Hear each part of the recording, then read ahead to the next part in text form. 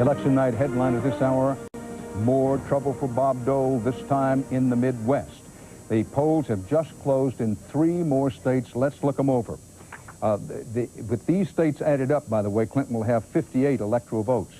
270 needed to win. With these states in, he will have 58 electoral votes, including Florida. Bob Dole so far has picked up no electoral votes. Now, Ohio, 21 big electoral votes. Bill Clinton carries Ohio again this time as he did the last time.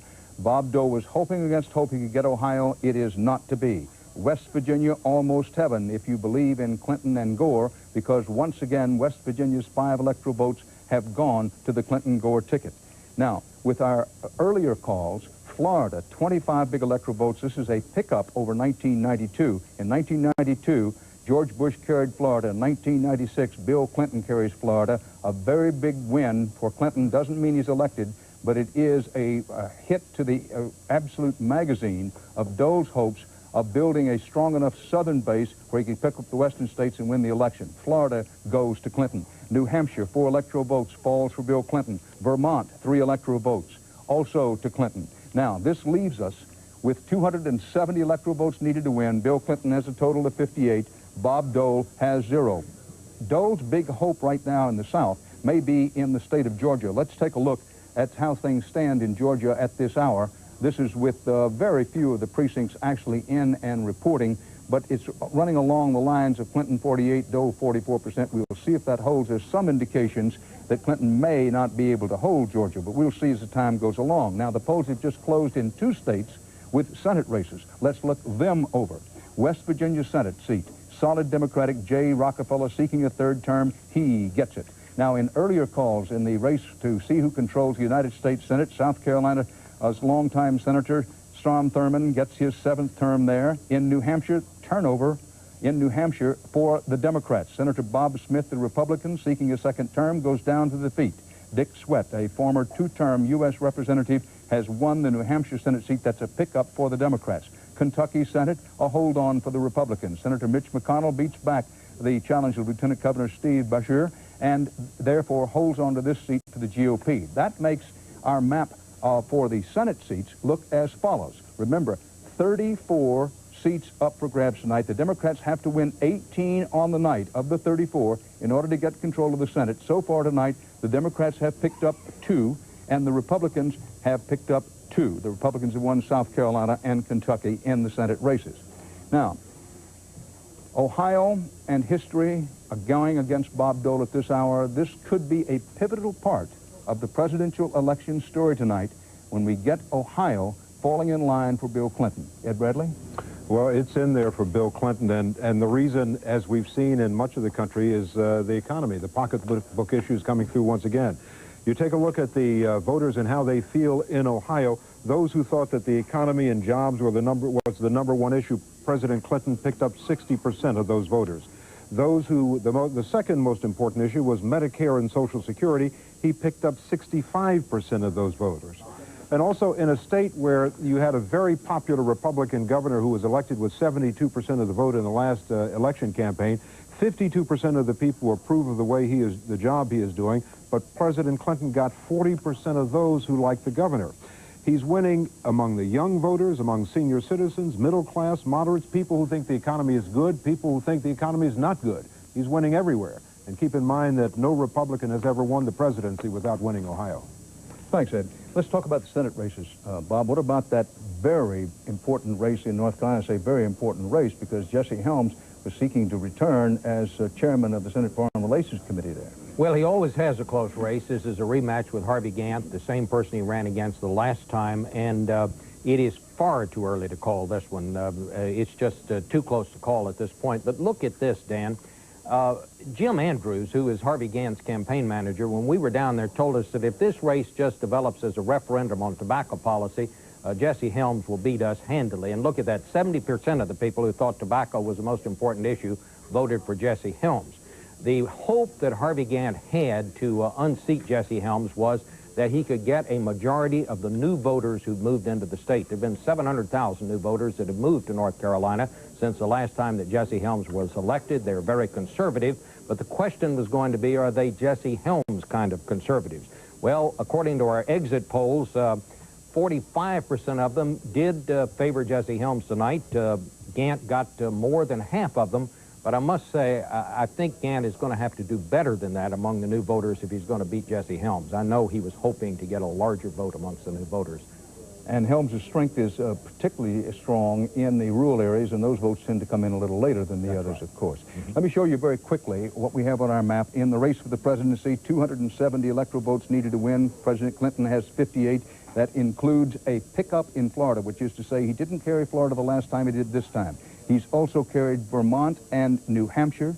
He has also carried West Virginia, and he's also carried Ohio. Now, the states in white are where the polls have closed, but we do not yet have enough results to say how they're going to go in the presidential race. In the Senate race, this is the way it shapes up. 34 Senate seats up tonight. The Democrats have won 2. The Republicans have won 2. The Democrats need to win 18 if they're to regain control of the United States Senate. The Republicans have won in South Carolina and in Kentucky. The Democrats have won in West Virginia and New Hampshire. Paul is on the governor's desk. Results so far. Another incumbent re-elected tonight. This one in North Carolina, where Jim Hunt, according to CBS News estimates, has been elected to his 4th term in one of the most expensive and nastiest campaigns of the season. It is interesting to note that Jim Hunt ran against Jesse Helms in a bitter Senate battle 12 years ago. And our exit polls tonight show us that 1 in 5 voters in North Carolina today voted for both. A vote for the Democratic governor and a vote for the conservative Senate candidate, Dan. Thanks, Paula. Let me show you on our map in Virginia, which is a state that generally votes Republican. In the presidential race, we don't have enough in Virginia to say that Dole or Clinton has won, but Dole has a large lead in Virginia. In the Senate race in Virginia, the United States Senate race there, this is the way it looks. John Warner, as expected, beating Mark No Relation Warner, the Democratic challenger. Linda Douglas has been following the money on the campaign trail. Linda, what about big labor? Enough to say so far that they've gotten their money's worth, or too early? Well, it's probably too early, but the labor union's impact on this race may indeed be historic. We'll have to see how it all turns out. But labor unions, of course, have traditionally worked for Democrats, but in recent campaigns, the Republicans have called the labor union sort of a paper tiger, but this was clearly the year that the tiger roared. The AFL-CIO spent $35 million on a so-called nonpartisan educational campaign that was in fact aimed at defeating at least 30 Republican congressmen all around the country. Some of those congressmen were pounded for more than a year by the labor union ads that accused them of trying to cut Medicare, trying to cut education. You were just talking about Ohio. In Ohio, 3 of the Republican congressmen had the labor unions spending $1 million apiece against them, and the Republicans poured in their millions of dollars to counter the labor ads, calling them labor bosses. So it's hard to say which of the ad campaigns would affect the voters in the final analysis, but if the Democrats take the House of Representatives, they will owe a big debt of gratitude to the labor unions, and if the Republicans, on the other hand, hang on to the House, the labor unions are not going to be facing friendly faces in Washington. Dan? Thank you very much, Linda. And fair to say that where the unions tried to have their biggest influence was, A, in defeating the freshman Republican House members, those who were facing up for re-election the first time. That's where labor really put its emphasis. And with us now is John Sweeney, president of the AFL-CIO. Mr. Sweeney, do you have information on how the race for control of the House is going? Ours is that it's way too early to say. If you had to guess, how do you guess? Well, I think it is too early to say, but I think that we're going to elect a number of candidates who have identified with working family issues, and that's what this campaign was all about. Now, you poured at least $30 million into the Democratic campaigns. What do you expect to get for your money? Well, we hope that we'll get a Congress that will be responsive to America's working families and not be dealing with a radical contract for America. If there was one Republican that you wanted to defeat, really defeat this year, the AFL-CIO, whom would that be?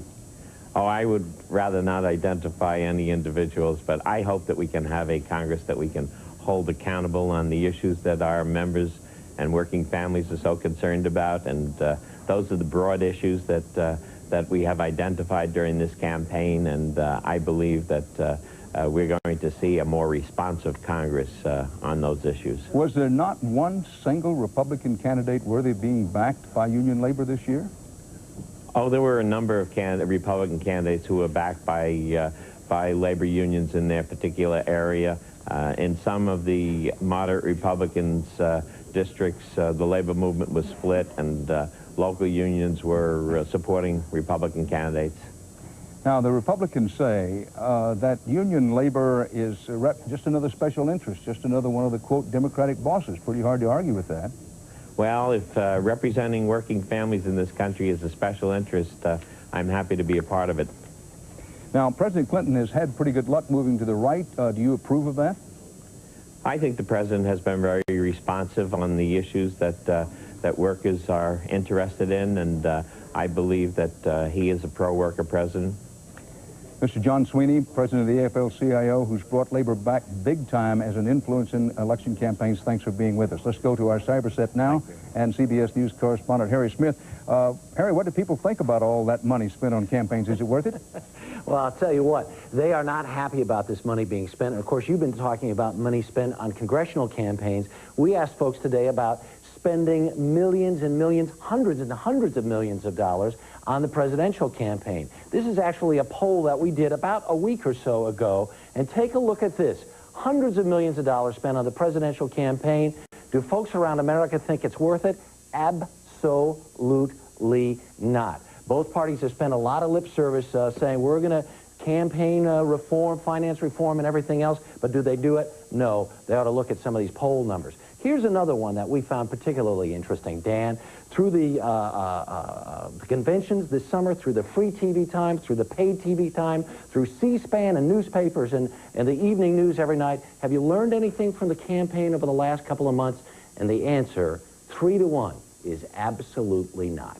Dan? Thanks, Harry. Here's the way our CBS News Electoral College map looks. 58 electoral votes for Bill Clinton, including Florida, 0 for Dole so far, 270 electoral votes needed to win. The states of Georgia, South Carolina, North Carolina, Virginia, Kentucky, and Indiana, too close to call in the presidential election. The Electoral College vote. Let me show you what's going to happen at 8 o'clock. At 8 o'clock, we have 17 states plus the District of Columbia.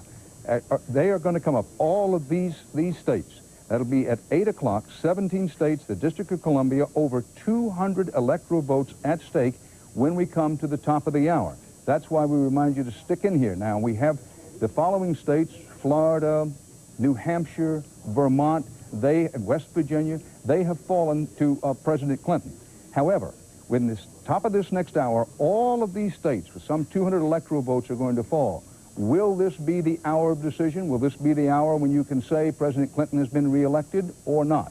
That's the reason we want you to stay in here and stay tuned with us. Our CBS News coverage will be right back.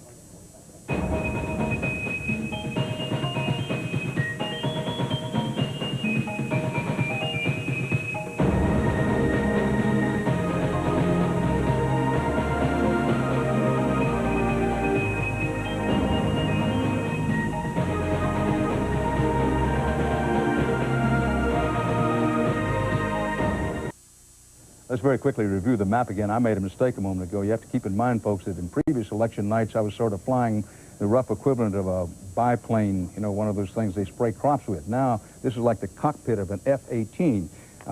The risk of high technology. Let me push again and show you the states that are going to be coming up in the next hour. Over 200 electoral votes will be decided there. I apologize for the mistake earlier in pushing the wrong button, but those are the risks of high technology. In the days when we had just 2 tin cans and a piece of string, we didn't make those kind of mistakes.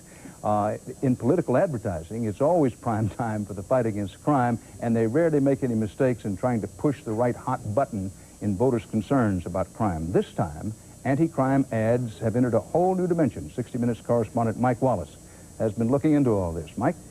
Dan, as you said, crime is always a hot button issue, but what was different this year was that the politicians began to use their ads to air endorsements from crime victims. For instance, here's a Clinton ad that grew out of a notorious murder case out in California. My daughter Polly was only 12 years old. She had her whole life in front of her. Polly Klaas, murdered in Petaluma, California. Her father endorsed the president. I hear people question the president's character and integrity. It's just politics. When it came to protecting children, the president had the courage to make a difference. Fact is, federal crime legislation signed by the president had nothing to do with that California murder case. And some folks wondered, what did the father of Polly Klaas know about Bill Clinton's character?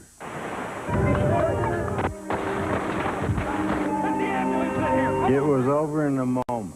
And then, this from crime victim Jim Brady. President Clinton stood up and helped pass the Brady bill. The president was endorsed by Reagan Press Secretary Jim Brady after the Brady handgun bill became law. The Clinton campaign said this was a legitimate commercial because the president was for the Brady bill and Bob Dole was against it. But that commercial was pulled off the air, Dan, after Nancy Reagan called the White House twice to complain about it. Mrs. Reagan said that she didn't like having to see again and again and again those traumatic pictures of her husband being shot. And you know, Dan, I think she had a point. Mike Wallace, thanks. I want to show you the map. 270 electoral votes needed to win. Bill Clinton has sewed up 58 electoral votes so far. Bob Dole, none. As you can see, the states in white are the ones where the polls are closed, but the results in the presidential race are not yet known. Now, coming up at 8 o'clock, all these states in the gold will have polls closing. Note that that includes Texas, Illinois, some huge ones, almost 200 electoral votes there. Now, important in this whole election, as we go through the evening, is what has been the influence or lack of influence of the self-described Christian conservatives, quote unquote. Harry Smith is at our cyber set. Harry, what has been the influence of these people so far on the basis of what we can tell? Well, it's very interesting, Dan, because we know that Christian conservatives have an awful lot of power within the Republican Party, but across the country, Christian conservatives only make up about 17% of the electorate. And we've been talking to you about the mood of the country thus far, and people are pretty buoyant. They like the way the economy has performed thus far. 60,000 people we talked to today in exit polls. We asked the Christian conservatives, do you think the country's on the right track? They say absolutely not. That's almost 2 to 1 of the Christian conservatives we talked to saying they don't like the job Bill Clinton has done thus far. They don't even like the job that he's done thus far with the economy. So the Christian conservatives have a big gripe on this election day. Dan? Thanks. Joining us now from Virginia Beach is the Reverend Pat Robertson. Reverend Robertson, thanks for being with us tonight. A few weeks ago, you said, and I quote, it would take a miracle for Bob Dole to win. You're the expert. See anything on the horizon tonight? I don't see it. Later on in my program, after the first debate, I said it was going to be a blowout, and I think, unfortunately, that's what we're seeing here. But the good news, as far as the conservatives is, it looks like there's going to be a pickup of as many as 3 to even 4 seats in the Senate, and possibly 1 or more in the House, and that's unprecedented. I think it's 68 years since the Republicans have done such a thing. Well, let me remind everybody that the polls are still open in a lot of places. I'll show you here on our map. All of those states in the gray or black are where polls are still open. You have time to vote, and some of them you'll have to hurry, but you do have time to vote. Reverend Robinson, 2 years ago, the word among the insiders, and I quote now, the Christian coalition can flat out deliver votes. It looks like a very different picture here in 1996. Well, not really, Dan. I think the coalition has been the firewall between winning and losing as far as conservatives in the House. The freshman class of Republicans were supposed to be an endangered species. Most of them are being reelected. So with a few cases like Bob Smith, which I'm sorry to see defeated in New Hampshire, we're looking at maybe a pickup of 4 seats in the South, and that's a primarily evangelical area of the country. We're looking at Alabama, Louisiana, Georgia, and Clinton's home state of Arkansas. Tim Hutchinson looks like he's going to win tonight. Reverend, abortion, school prayer, same-sex marriage, yeah. All of these are issues very important to you, but they became almost invisible and not heard of on the campaign. Why was that? Well, I think that Dole's advisors, he's got the same group in a sense that were advising Bush in '92. They studiously avoided television advertising, which pointed to the moral dilemma in our country. And consequently, he never did mobilize his base. You know, Bush won 83% of the evangelicals in 1988, and he won handily over Dukakis. But they muted those issues in '92. They muted them again in '96, and they lost. And they will lose every time that a national candidate does not address these things. If they play into the economy, when the economy was as good as it is, Now they're making a dreadful mistake, and I think that's what we tried to convey to the Dole campaign, and they just wouldn't listen to us. Thank you very much, Pat Robertson. Good to be with you again. Let's take a look at our Senate map. 34 Senate seats up tonight. The Democrats need to win 18 if they're to regain control of the Senate. So far, they've picked up 2. The Republicans have picked up 2. We don't know much about how the outcome of the House races. It's going to be a while before we know that. We are reminding you that we're watching those House races, all of them all across the country, very, very carefully. Joining us again, our political analyst, Kevin Phillips. Kevin, what about the influence of the, quote, Christian right? Well, I think it's very substantial, and I think it was quite revealing that Pat Robertson was talking with great pride about the apparent pickups the Republicans are making in the Senate, in the South, in areas where you just know those new senators are going to be supporting the Christian coalition. We're looking at an election in which we may get a new term, the Southernization of the Republican Party.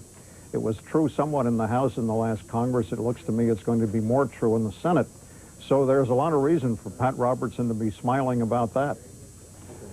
Kevin Phillips, of all the returns you've seen tonight, which one surprised you the most? Well, I think what we're seeing is a schizophrenia in the electoral map. We're seeing a trend in the South akin to what he talked about, which is the most pro-Republican. We're seeing what looks like it's going to be a sort of landslide-level Democratic support base in the North, in the Frost Belt. And adding this up, which we'll have to do over the course of the evening, is going to produce a new and interesting political map, and I think a sort of modified landslide for Bill Clinton. Thanks, Kevin Phillips. Let's show you the CBS News presidential election map. As I say, stay with us as we continue to monitor returns on election night. This is the way the Senate map looks nationally. Bob Dole off to a poor start in that he's lost Florida. Stay with this CBS station. More on the hour.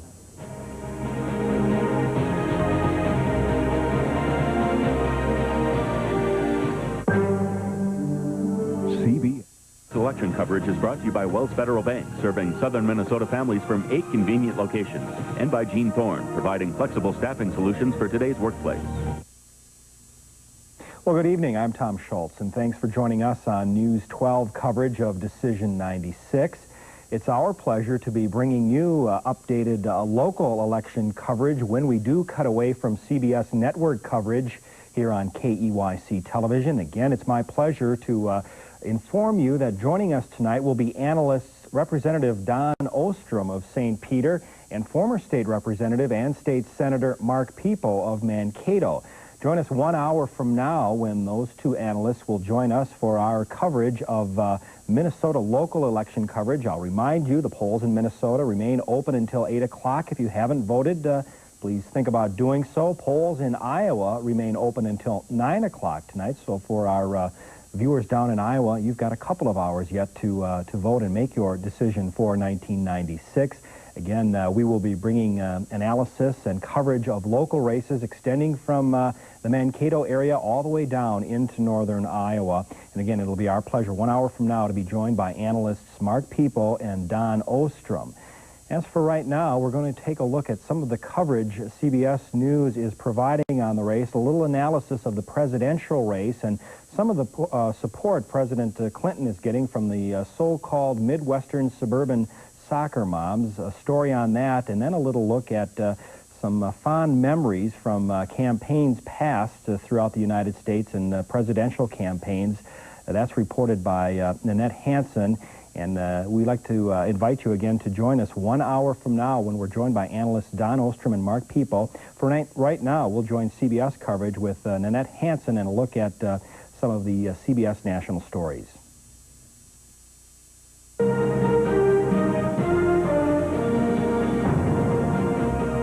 From CBS News Campaign 96 headquarters in New York, I'm Nanette Hansen. Campaign 96 may well be remembered as the birthplace of a new demographic, the soccer mom. WBBM-TV political reporter Mike Flannery reports from a soccer field near Chicago. Move in! Come on! Kathy Korkos has no problem picking an Oak Park youth soccer team to support. She cheers her kids. But she calls the choice for president a toughie. She's backing Bill Clinton without much enthusiasm, a view shared by others on the soccer sideline. Some of the Democratic platforms are there to support and level it out for those that don't have as much. I don't think we're doing great for, you know, the rich get richer and the poor get poorer, but I think a Democratic president is better than a Republican president, and that things would be worse if he wasn't in the White House. They may not be happy about it, but some groups of women voters, such as Midwestern conservatives, who in 1992 gave Clinton only 20%, give him 52% now. In 92, only 40% of Midwestern mothers backed him. It is 67% now. In 92, just 39% of suburban white women backed Clinton. 57% do now in 1996, all according to an analysis for Time magazine. Bob Dole continues to express frustration that Clinton seems untouched by scandal. Part of the answer lies with women such as Maureen Cahill. A busy West suburban working mom with 2 young sons, she is cynical about political image-making and is not put off by allegations about the president's private life. I don't necessarily agree with all the personal choices, but my concern is what he can do for the country and what he can do for my family. And I think he's better equipped to do that than Bob Dole is. Mike Flannery for CBS News. Some campaign traditions fade with the times, but there's one political art form collectors will pay almost any price for. WBZ TV reporter Virginia Cha reports from Boston. This was the 1960 presidential campaign. With Kennedy, it's a time for greatness.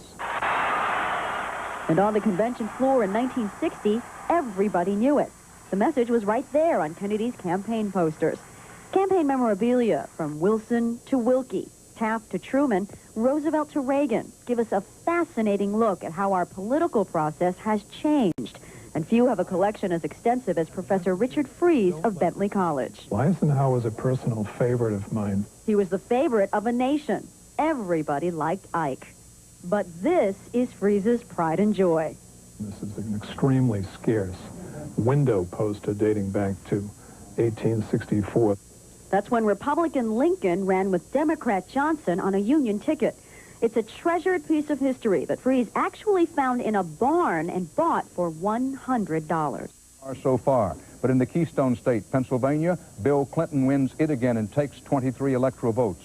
Out in the prairie state of Illinois, Bill Clinton again. Illinois voted Democratic in 1992. It does so again this time. Michigan, the Wolverine state where Bob Dole once thought he had a real good chance to begin turning it around. Not to be. Michigan again goes for President Clinton.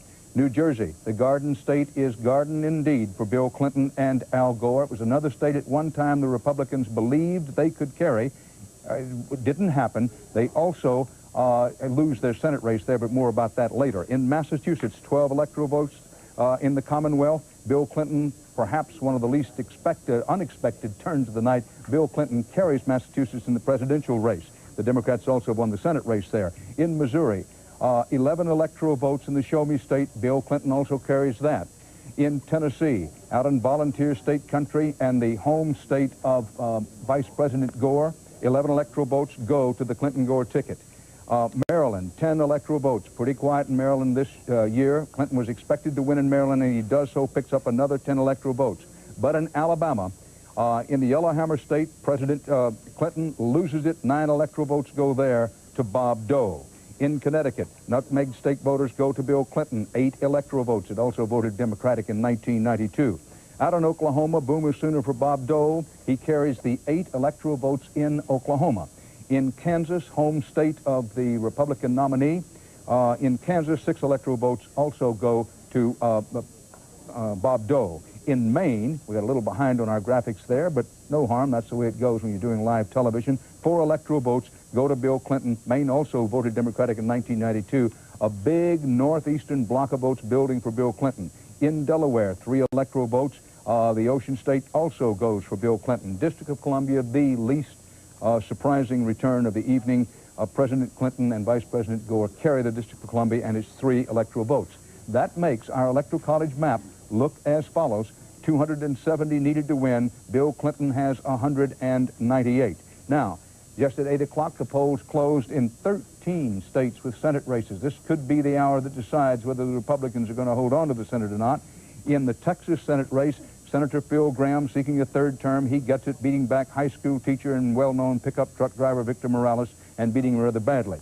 In Illinois, This is for the seat of the retiring Democratic Senator Paul Simon. Our CBS News estimate is when all the votes are in and counted, Representative Dick Durbin, the U.S. representative there, will hold on to this seat for the Democrats in Illinois. In Michigan, Senator Carl Levin, seeking a fourth term, he will get it, having beaten back former radio talk show host Ronna Romney.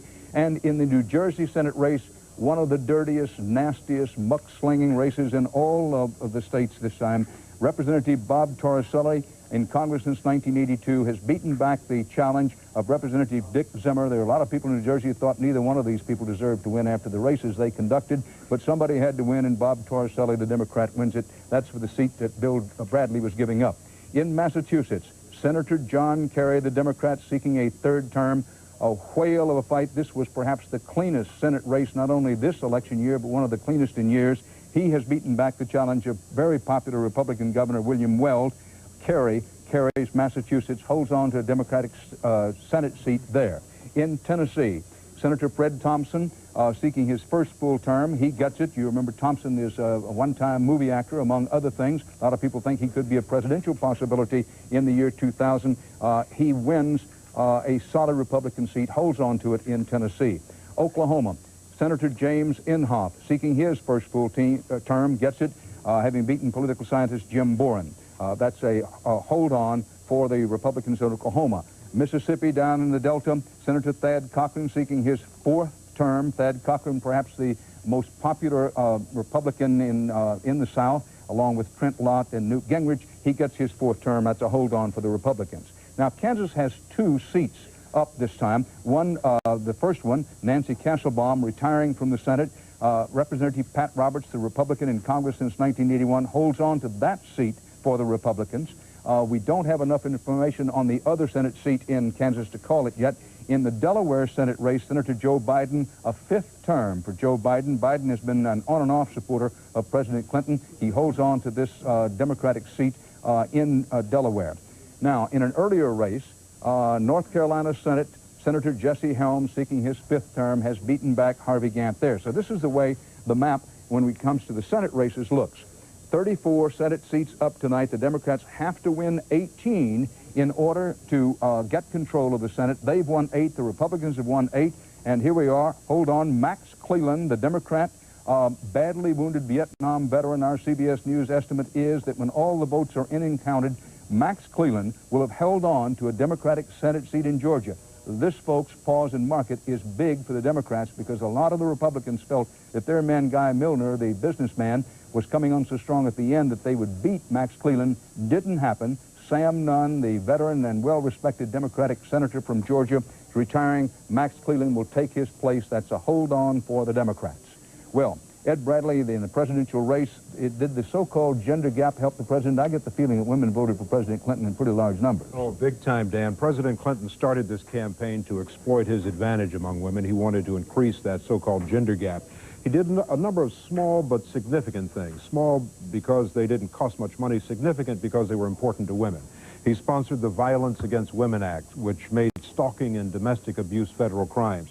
He signed legislation banning the so-called drive-by deliveries, legislation that would permit women to stay in a hospital for 48 hours after they gave birth.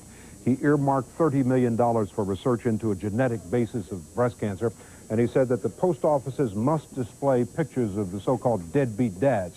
It paid off for him. Look at the numbers in Florida. Among women voters, Bill Clinton, 55 to 39. That's a pickup of 13 points for him over the race in '92. In Ohio, among women voters, Bill Clinton won 50 to 41. That's a pickup of 9 percentage points over the race in '92. And we're seeing the same thing in other states, in Pennsylvania, in New Jersey, in Michigan. He went after the women's vote, and today he got it. Thanks, Ed. Bob Schieffer on the congressional desk. Turnovers for the Democrats thus far, and what do we know about the House races? Well, you called all those races, but thus far in the Senate, we've had only one turnover, and that is the Republican seat up in New Hampshire, Bob Smith. That turned over to the Democrat, Dick Swett. I think the big news right now, though, and I think you pointed it out, is the win for Max Cleland down in Georgia. If the Democrats are to have any chance of taking the majority in the Senate, and so far it's far from certain that they will be able to do that. I would say at this point Republicans are still going to control the Senate. But if Democrats have any chance, They had to win that race in Georgia, and frankly, Dan, to me, the air seemed to go out of the Cleveland campaign in the last couple of weeks. He was ahead most of the time, then this race closed at the end. He was far outspent by the Republican, but it appears that he has pulled it out and won. So that's a big deal for the Democrats. And besides Georgia, the Democrats have held on to seats in New Jersey and in Massachusetts. Our CBS News coverage of election 1996 continues after these messages.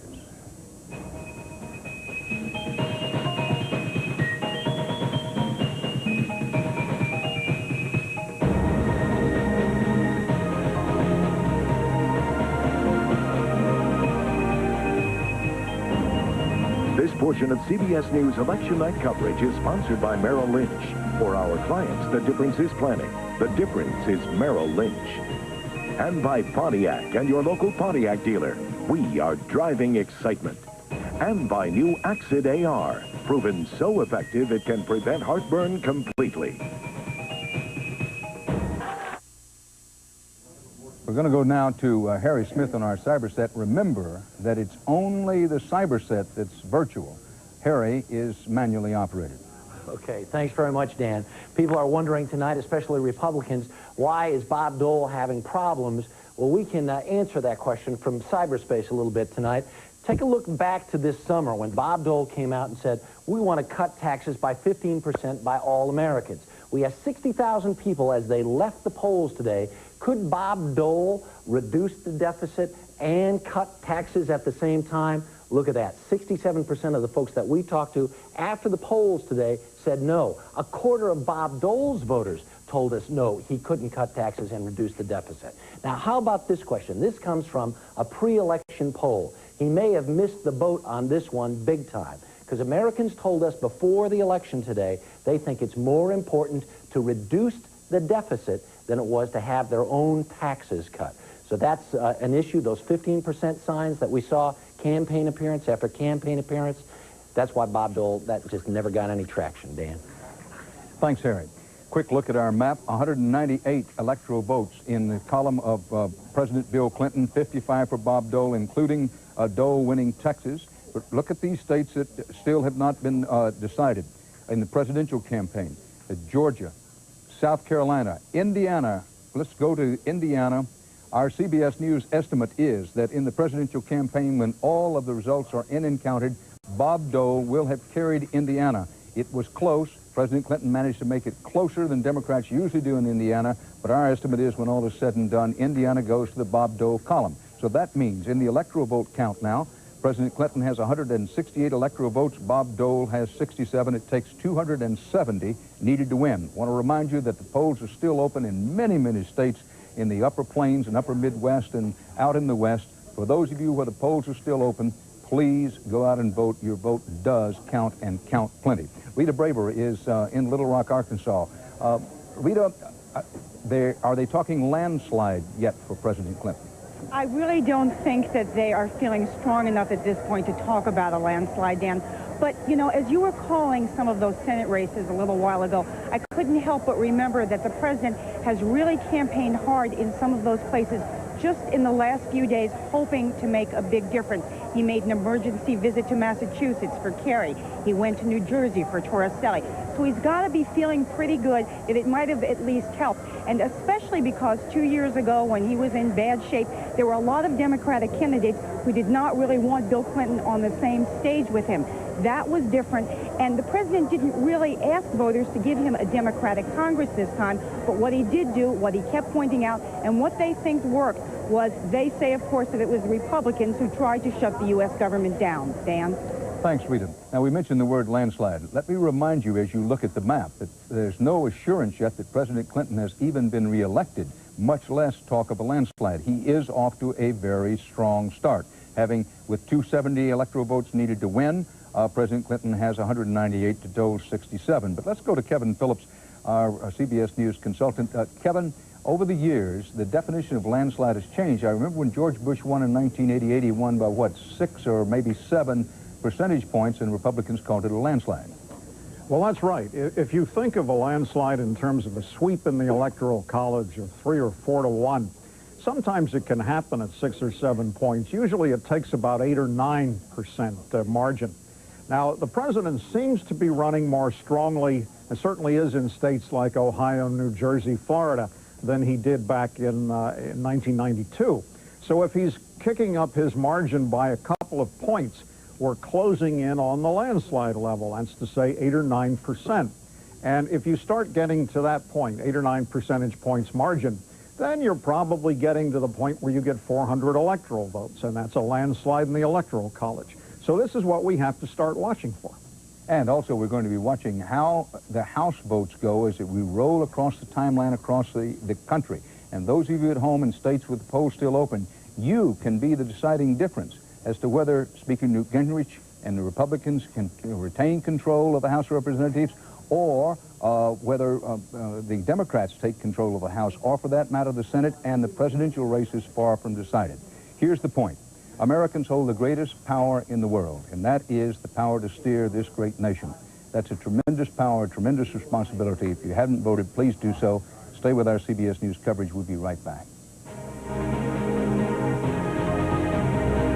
For the latest in-depth election results, log on to CBS News on the web at www.cbsnews.com. Phil Jones is at Dole headquarters. Phil, as we look at the map of the electoral votes are coming, what we see is in states where the polls have closed, the states in white there are all southern states where the polls have closed, but still it's too close to call. Do the Dole people attach any significance and see any trouble with this? Of course, Florida's already fallen for Clinton. Well, I'm not exactly sure what they are saying at this point on those states. You know, I think many of these calls so far, Mr. Dole is not surprised. He had virtually written off Pennsylvania, Illinois, and New Jersey. He didn't spend any time there. He decided to go and invest a lot of time in these last few hours in such states as Missouri, Tennessee, and Michigan. The big shocker to him has to be Michigan. He really thought he had a chance in Michigan. He went there several times in the last week or so, and it didn't work out. In Texas, he did go there one last time, and that has turned out all right for him. But I think at this point, they are not surprised at anything. I was talking with Mr. Dole's campaign manager just a day or so ago, and he said that he thought everything was going to where they had a chance until they got to California over the weekend. And at that point, there was just something that didn't seem right.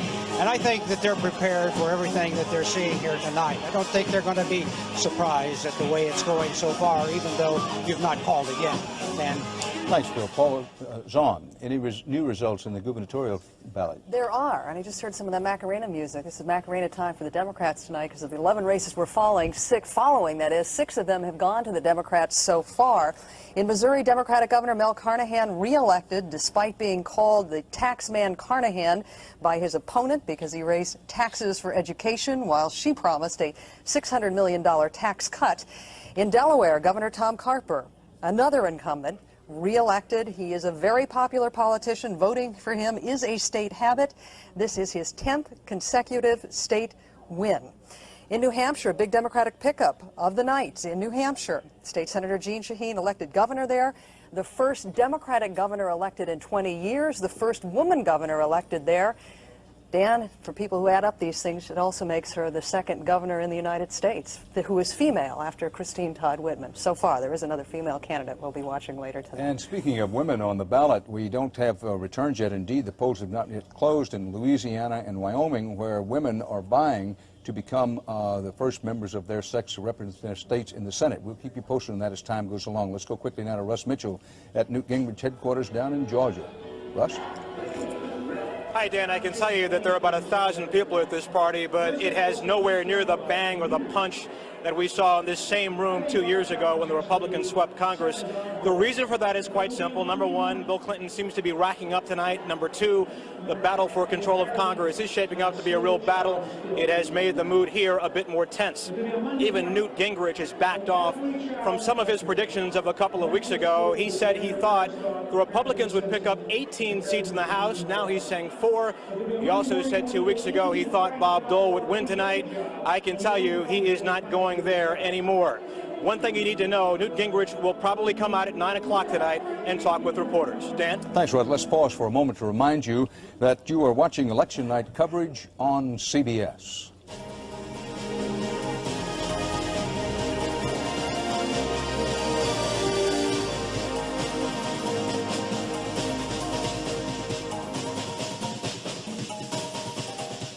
There are races in the presidential races in individual states that are as tight as tick on a dog's ear here.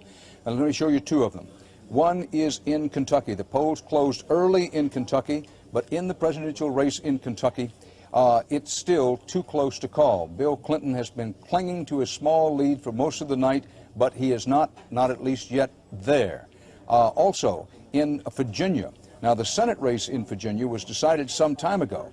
But look how close it is in Virginia, 13 electoral votes at stake there. Bob Dole has been leading most of the way, but this is only with 21% of the precincts in and reporting. So these races have been tight all night long. The Republicans have held on to their Senate seat in Virginia. The Republicans have held on to their Senate seat in Kentucky, but the presidential races there are still very, very tight. Let's go around the table and talk a bit. Bob Schieffer, in the campaign to see who's going to win the House, we simply don't know enough. We may not know until the wee hours of the morning or days or weeks after this evening is over.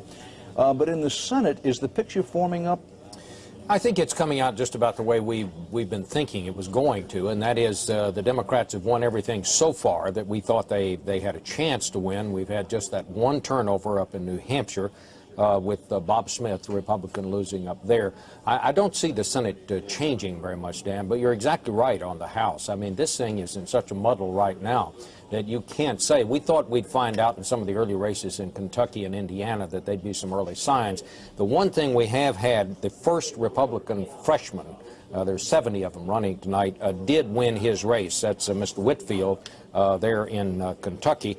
But in all the other races where the Republican freshmen are involved, where the polls have closed thus far, they're all in very tight races. Now, Ed Brady, would you still rate the Florida turnover, which is to say President Clinton carrying Florida as he did not do in 1992, as the most surprising result of the night? You know, at this point, I don't think it's surprising. I think they expected to get it. I don't think they were at all surprised. I think they would have been surprised if they didn't get it. I think perhaps some of us who sat back and looked at it are surprised, but I'm convinced that they really wanted it. And I think it was one of the building blocks in what Bill Clinton really wants is a majority. He wants more than 50%. I think he wants it for a couple of reasons. Ego, if you will, from a historical perspective, to go down as a president who had a majority. And also, I think he wants to be in a position in a second term to not have people pick at him because he didn't get a majority. Kevin Phillips, I hope you're plugged in with us over there. I wanted to ask you, what do we know about Ross Perot and what do you make of it? Now, Ross Perot did very well in Maine the last time. It's my understanding he didn't do nearly as well in Maine tonight, and in some other places hasn't done as well as he did the last time around. Well, Ross Perot hasn't done as well as he did when he got 19% in 1992. But what's fascinating about Perot is he's the first major third-party candidate to come back and try to do it a second time 4 years later. That's a much tougher set of circumstances. I think he'll be thrilled if he cracks 10%, and frankly, all he really needs to do to punch the ticket of his party for the year 2000 with federal funding is to get 5%. But he shouldn't be measured against 1992. He's taken on a terrific challenge in trying to run again 4 years later and put his party on the ballot and for the money. In the Sunflower State, Kansas, both of the Kansas Senate seats are going to remain Republican. Now, this is so-called seat B. This is the one left open when Bob Dole resigned.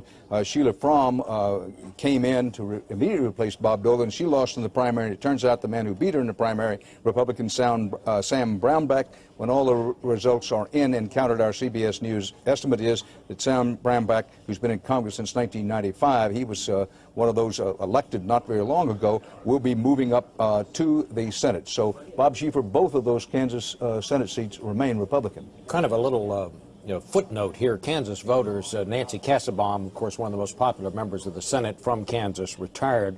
They had 3 chances to elect another woman to replace her. They had Sheila Fromm, who ran in the primary of one of those races. She got beat, and then there were women candidates in both of the other Kansas Senate races, but in both cases, the male candidate won. That's apropos of nothing, but I just thought I'd mention it. On the basis of what we've seen so far, your sense is the Republicans do or do not remain in control of the Senate? Oh, I think at this point they've won everything that they thought they were going to win. We've had only one turnover for all the races that have been called, and that is the Republican seat that was lost up in New Hampshire. But at this point, Republicans have won about what we thought they'd win, and so far Democrats have won about what we thought they would win. Paul is on. I have a question. When women watch the election returns, do they pay very special attention or just special attention to women candidates? I don't know that they pay special attention. I think women view the whole political process different than men. Exit polls tell us that the women have always viewed the Democratic Party as the one they could trust to take care of their needs, and consequently that may affect the way they view some of these individual races. And our CBS News coverage will continue in a moment.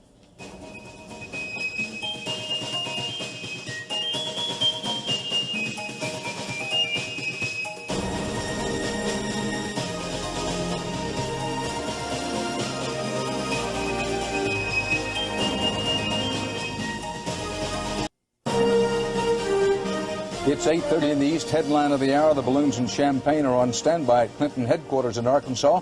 Fizzle on tap at Dole Campaign Central. Arkansas had its polls close at 8:30, and our CBS News estimate is that President Clinton and Vice President Gore will carry Arkansas in the presidential race. No, we do not yet know how that Senate race will go in Arkansas. And that means we leave open here. Let me show you how things are shaping up in the Senate. In races for the Senate, these states still have a situation in which the polls have closed, but we do not yet know how the Senate race is going to turn out. Alabama is one. Keep in mind the Democrats have held on to Sam Nunn's seat in Georgia, Max Cleland winning that race there. But in Arkansas, in Alabama, and in Virginia, the polls have closed, but we do not yet have enough information to tell how it's going to go. Let's take a look at that Virginia Senate race and show you what the actual votes in and counted look like, with 23% of the precincts reporting John Warner has a lead over Mark No Relation Warner, the Democrat, but it is not, at least not yet, anything approaching an overwhelming lead. Now, Bob Schieffer, let's pull back for what we call on television the wide shot. The Republicans are in at least fairly good shape in trying to hold on to the control of the Senate. We don't know much about the House yet. That's exactly right. The Republicans have lost one seat, the New Hampshire seat that was held by Bob Smith, but we still have some very close races, 10 close races that have not been called yet. Alabama, Arkansas, Louisiana, and Nebraska, those are all held by Democrats. We have Virginia, Maine, Colorado, Idaho, Oregon, and South Dakota. Those are seats that are all held by Republicans. Now, in some of those states, the polls haven't even closed yet. But all of those races are very close races. So it's far from certain. We think the Republicans are going to retain control of the Senate, but it's far from certain. Well, it's starting to look like a very good night for Bill Clinton and the long kiss goodnight for Bob Dole in the presidential race. President Clinton now within striking distance of the 270 electoral votes needed to be reelected. He doesn't have them as yet, but he does have 204 electoral votes by our CBS News count. And keep in mind, we are announcing to you what we believe we know. These are not projections. This is what we think we know about the presidential race. So, Ed Bradley, how did Bill Clinton put together what he has put together so far? Very solid base in the Northeast and putting up a fight in most of the southern states. And also among women voters in every region of the country. And I think a big factor for the president has been the Catholic vote. 28% of the electorate in this country are Catholics. Ralph Reed of the Christian Coalition called the Catholic votes the jump ball of American politics. Whoever comes down with it generally wins the election. Ronald Reagan in 80 and 84, George Bush won it in 88. Last election, Clinton and Bush split the Protestant vote, but the president got a 9 percentage point advantage over Bush among Catholics and was elected. Taking a look at what he's done this time, in Pennsylvania, President Clinton is pulling down 53% of the Catholic vote. Bob Dole only 35%. In Connecticut, The president is getting 52% of the Catholic vote. Bob Dole only 38%. And then in other states, Massachusetts, the president is getting 60% of the Catholic vote. Rhode Island and Illinois, better than 50%. There was some organized opposition because of the partial birth abortion bill, but it's not working for him. South Carolina goes to Bob Dole. Our CBS News estimate is that when all the votes are in and counted, this is the way it will look in terms of percentages. Bob Dole carrying the Palmetto State, as was widely expected. Senator Strom Thurmond has been returned to the Senate as a Republican for there.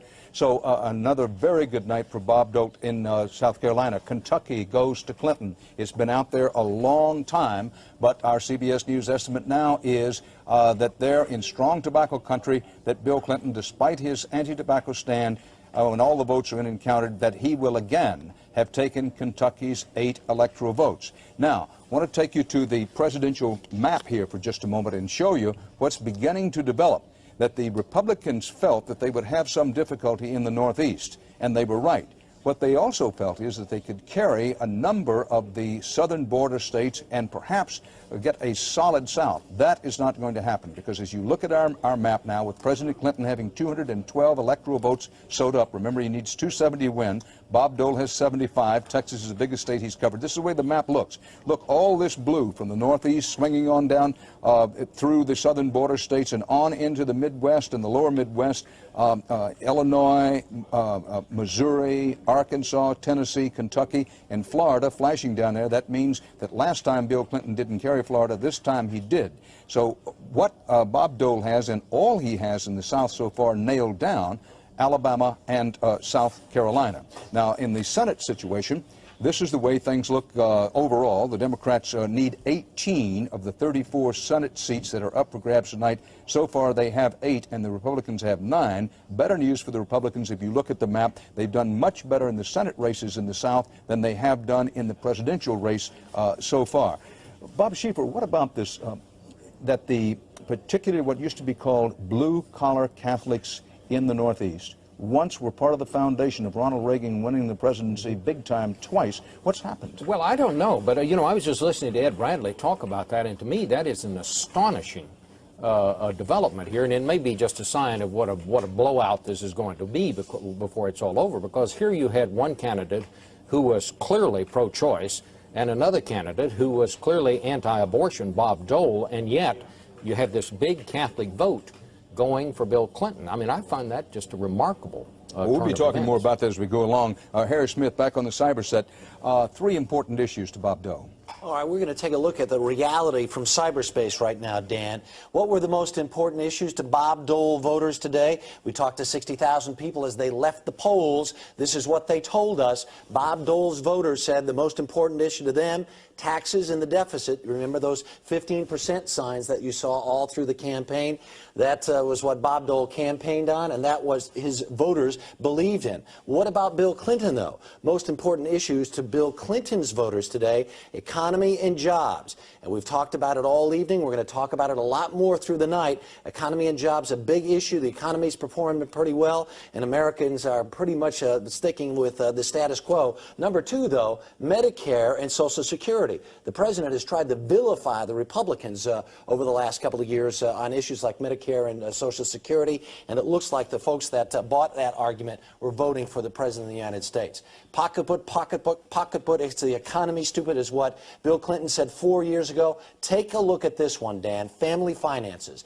Are you better off now than you were 4 years ago? All the states lit up in green. At least a third of the people in all the states lit up in green said, yeah, my family's finances are better off now than they were 4 years ago. That tells an awful lot of the story. Dan? Well, we were talking about what was the attraction of blue-collar Catholics in the Northeast. Whether you're Catholic, Protestant, Jewish, Muslim, Buddhist, or what have you, the economy and jobs are always very important in an election. We talk about the base of Bill Clinton building, as he seems to be, to a re-election. Again, it's the economy, stupid, in very important ways. I want to show you, by the way, pause here, coming up at the top of this next hour, these are the states where the additional poll closings will be taking place.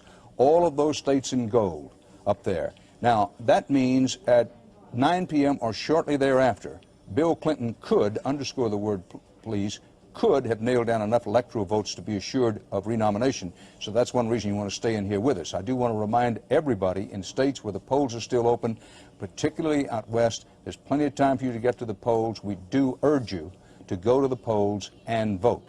Bill Clinton has, at this hour, in terms of electoral votes, he has passed the 200 mark. He needs 270 to nail down re-election. Our CBS News coverage will continue after these messages.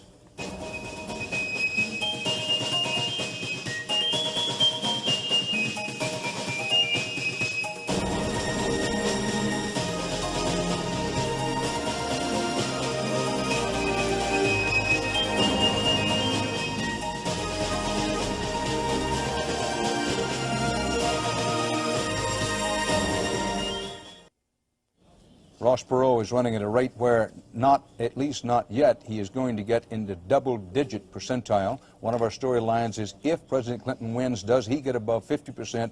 Far too early to say whether even he's going to win, much less whether he gets over 50%. But that's one of the stories we're following. Also, who is going to control the House? Will Speaker Newt Gingrich be returned to power or not? We're covering that storyline very closely as well. Let me show you what the electoral vote count shows at this hour. 270 needed to win. Clinton has 212. In the overall national vote in the presidential race, this is what we have in terms of actual votes in and counted in the presidential race. We'd hope to show that to you. For the moment, we do not have it. We'll be able to get that up for you maybe after a bit. Now, when we come back at the 9 o'clock hour, all of these states are going to have polls closing, and we should have some results from them for you. If we can put up the overall national popular vote, if we have it, we should do that right now. If not, and this is the popular vote, 7% of the precincts reporting nationwide. This is how it's running. Clinton running at a 47% rate. Keep in mind how badly he wants to get over 50% so he can say he has a, quote, mandate. Bob Dole's running at roughly 45% and Perot with 8%, but that's only with 7% of the precincts reporting. And when it comes to this year's nominees for the lowest, meanest mud wrestle and slugfest in advertising, there was no shortage of nominees. But 60 Minutes correspondent Mike Wallace has found some that stand out rather smellily from the rest for dishonorable mention. Michael? Basically one, Dan. As you say, there were lots of nasty political campaigns, but for out-and-out mudslinging, it was hard to beat the Torricelli versus Zimmer Senate race in New Jersey. Torricelli's won. This one was down, dirty, and a third D word, it was deceptive. Take a look at one of the most controversial ads in the entire country, a commercial run by the Republican Dick Zimmer against the fellow who beat him, Democrat Bob Torricelli. In another bizarre twist in this year's New Jersey Senate race, the Bergen Record reported that Bob Torricelli was involved with an indicted Korean bank embezzler. This looked just like a bulletin on your local news, but it wasn't. It was a campaign commercial. The woman you're looking at is an actor, not an anchor woman. But you didn't know that unless you saw a short, faint, typewritten message at the beginning of the ad. And Torricelli's ads were also misleading. New Jersey, meet Dick Zimmer. He voted against covering mammograms to detect breast cancer. Truth is, he really didn't. Zimmer never voted against mammograms, though he did vote against a bill that would have allowed Medicare recipients annual mammograms instead of one every 2 years. But that subtle distinction was lost in a campaign that was so dirty the candidates wound up arguing on the air about whose commercials were dirtier. New Jersey voters, beware. The negative ads being run by Dick Zimmer and the National Republicans against Bob Torricelli are a lie. Just remember, Dick Zimmer started his campaign by lying to you, so why should you believe anything he says? Both candidates told us they had to run these commercials because they were not getting enough coverage from the local TV news programs. But the experts tell us those ads were so dirty that they convinced a lot of voters that it wasn't worth it to vote. Nonetheless, Dan, as you and I know, don't expect attack ads to go away. They work.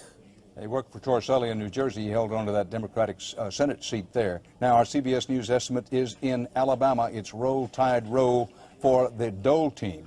Our CBS News estimate is in one of the nastiest, smelliest campaigns of them all. A lot of people thought the stench from this would gag a buzzard. Jeff Sessions, the Alabama Attorney General, has beaten back the effort of State Senator Roger Bedford to fill the seat of retiring Democratic Senator Hal Heflin. Now, This is a pickup for the Republicans and increases their chances of holding on for control of the Senate. 34 Senate seats up tonight. The Democrats have to win 18 to get control of the Senate.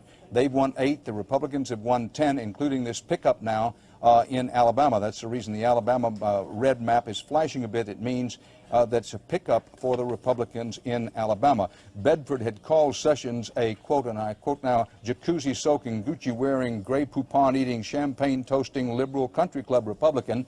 But whatever he was good enough to win. Jeff Sessions wins the Senate race in Alabama. Bob Schieffer. There's strong letter to follow. Strong letter to follow. Now, there are 3 shaky Democratic House seats down there in Alabama. If the GOP holds on, gets those shaky Democratic seats in Alabama, along with carrying the state for Bob Dole in the presidential race, along with picking up the Senate race, Alabama is going to be big in a new Congress. Before we get to that, though, Virginia, just in, Senator John Warner, the Republican seeking his 4th term, will be returned to the United States Senate. Now, this was against Mark No Relation Warner, a high-tech entrepreneur. The recent polls had shown the incumbent Republican John Warner looking pretty good. Our CBS News estimate is that he will finally wind up winning about 53 to 47%. Bob? So, Dan, what I think that means, I believe the Republicans now have 45 seats in the new Senate, which would mean if they win 6 more, that would be a majority. If my calculations are correct, we have 15 more races to be decided. What did you say? The Democrats have won 8 so far. The Republicans have won 11. At any rate, I think the magic number now for the Republicans to take this, hold the Senate is to win 6 more of the 15 races we still have to decide. Well, the Senate Majority Leader, Republican Trent Lott, will be whistling Dixie when and if he gets over that 50 Well, mark. he whistles that a lot anyway. So. Kevin Phillips, what about Ross Perot? He's running well behind where he ran the last time out. For example, in Maine, where he ran second in the last presidential race, didn't do nearly that well this time. Well, I think Ross Perot has had an impact in a way that doesn't entirely register in the vote totals. His presence in the race helped the ethics issue develop against the president quite a bit in the last 2 weeks, and that's a minus for him.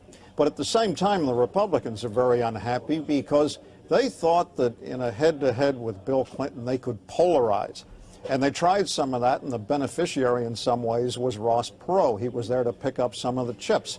So Perot has cut a little bit of a swath here. It shouldn't go unnoticed, even if he winds up staying in single digits. Now, I want to remind everybody that in these states, and take a look at our map, in the states where it's black or gray, the polls are still open and you have time to vote. Coming up at 9 o'clock, these states, the ones in gold, will have polls closing. And if you're saying to yourself, well, when is President Clinton going to go over the 270 Electoral College mark, if he is to do it, or if Bob Dole is to turn things around, when is he going to do it? One way to do it is to say that it may happen over the next 20 to 30 minutes. This could be the hour of decision. North Carolina, presidential race, 14 electoral votes, they go to Bob Dole. Our CBS News coverage will continue in a moment.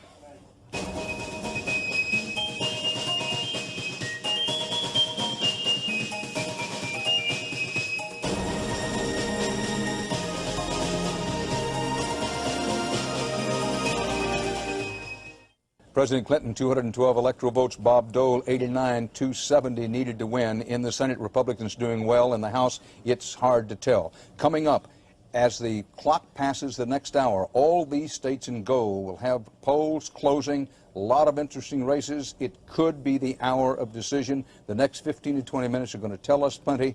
Ed Bradley, in the presidential race, states closing next hour, ones to watch. I'd say New York because it's a big state with a lot of electoral votes expected to go for the president. Arizona because it's in play. And a Democrat hasn't won there since Harry Truman in 1948.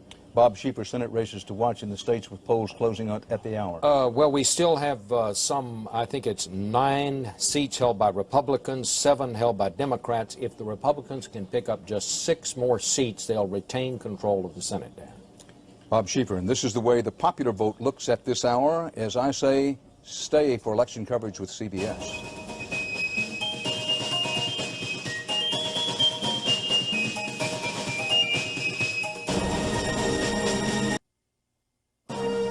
Bulletin: Bill Clinton wins re-election. It's 9 p.m. in the East. Headline of the hour and the night: President Bill Clinton has become the first Democratic president in 60 years since the time of Franklin Delano Roosevelt to be re-elected to a full second term. Still unclear, does President Clinton crack the 50% of the total vote mark?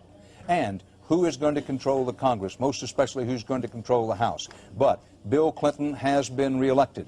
This is not a matter of projection. This is a matter of announcing that he has the electoral votes needed to win. This is the way the map looks. The Electoral College map looks just now.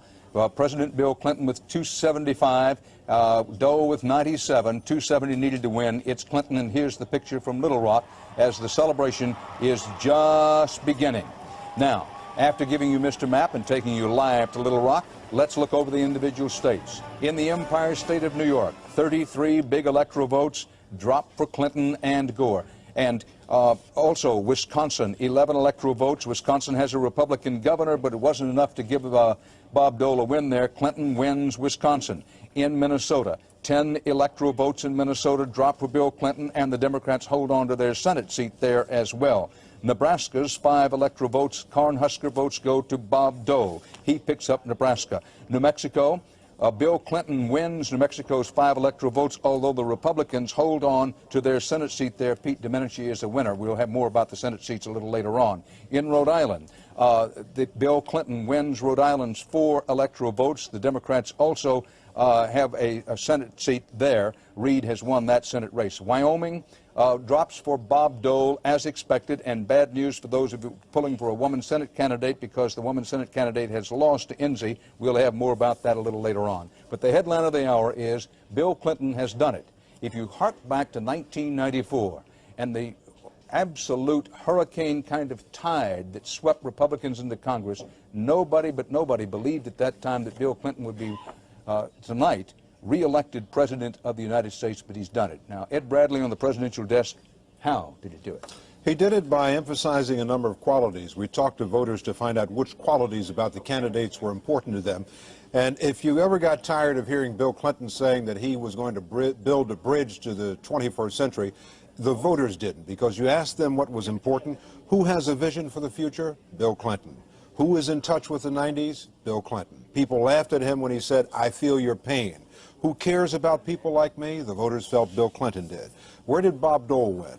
People who felt he was honest and trustworthy. He got that. He stands up for what he believes in.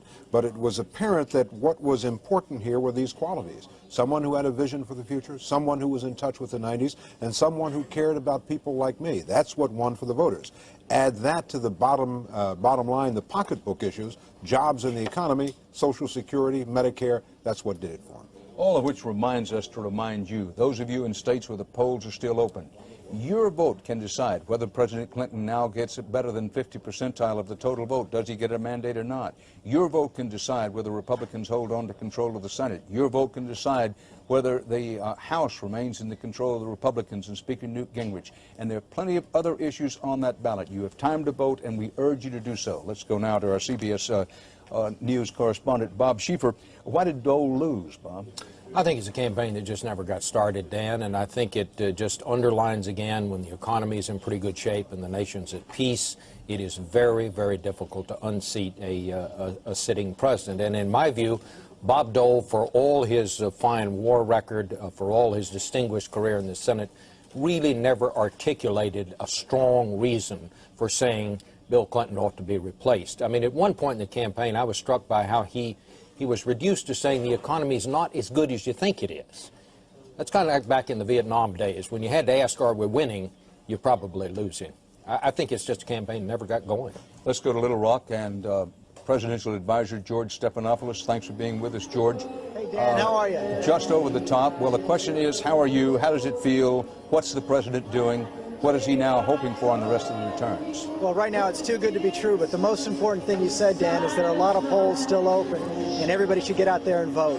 But the president is very gratified. You know, if this holds up tonight, he's the first Democrat since Franklin Roosevelt to be reelected. And I think that's a real vote of confidence in the direction he's taking this country. And he's up watching with Hillary and Chelsea and her friends now, and he feels great. George, no president has had a really successful second term since possibly President Eisenhower back in the 1950s. What makes you think, given all these charges about ethics, character, and scandal, that William Jefferson Clinton can have a successful second term? Well, the president's answered those charges, and the people have spoken tonight. They know they can count on President Clinton to fight for them.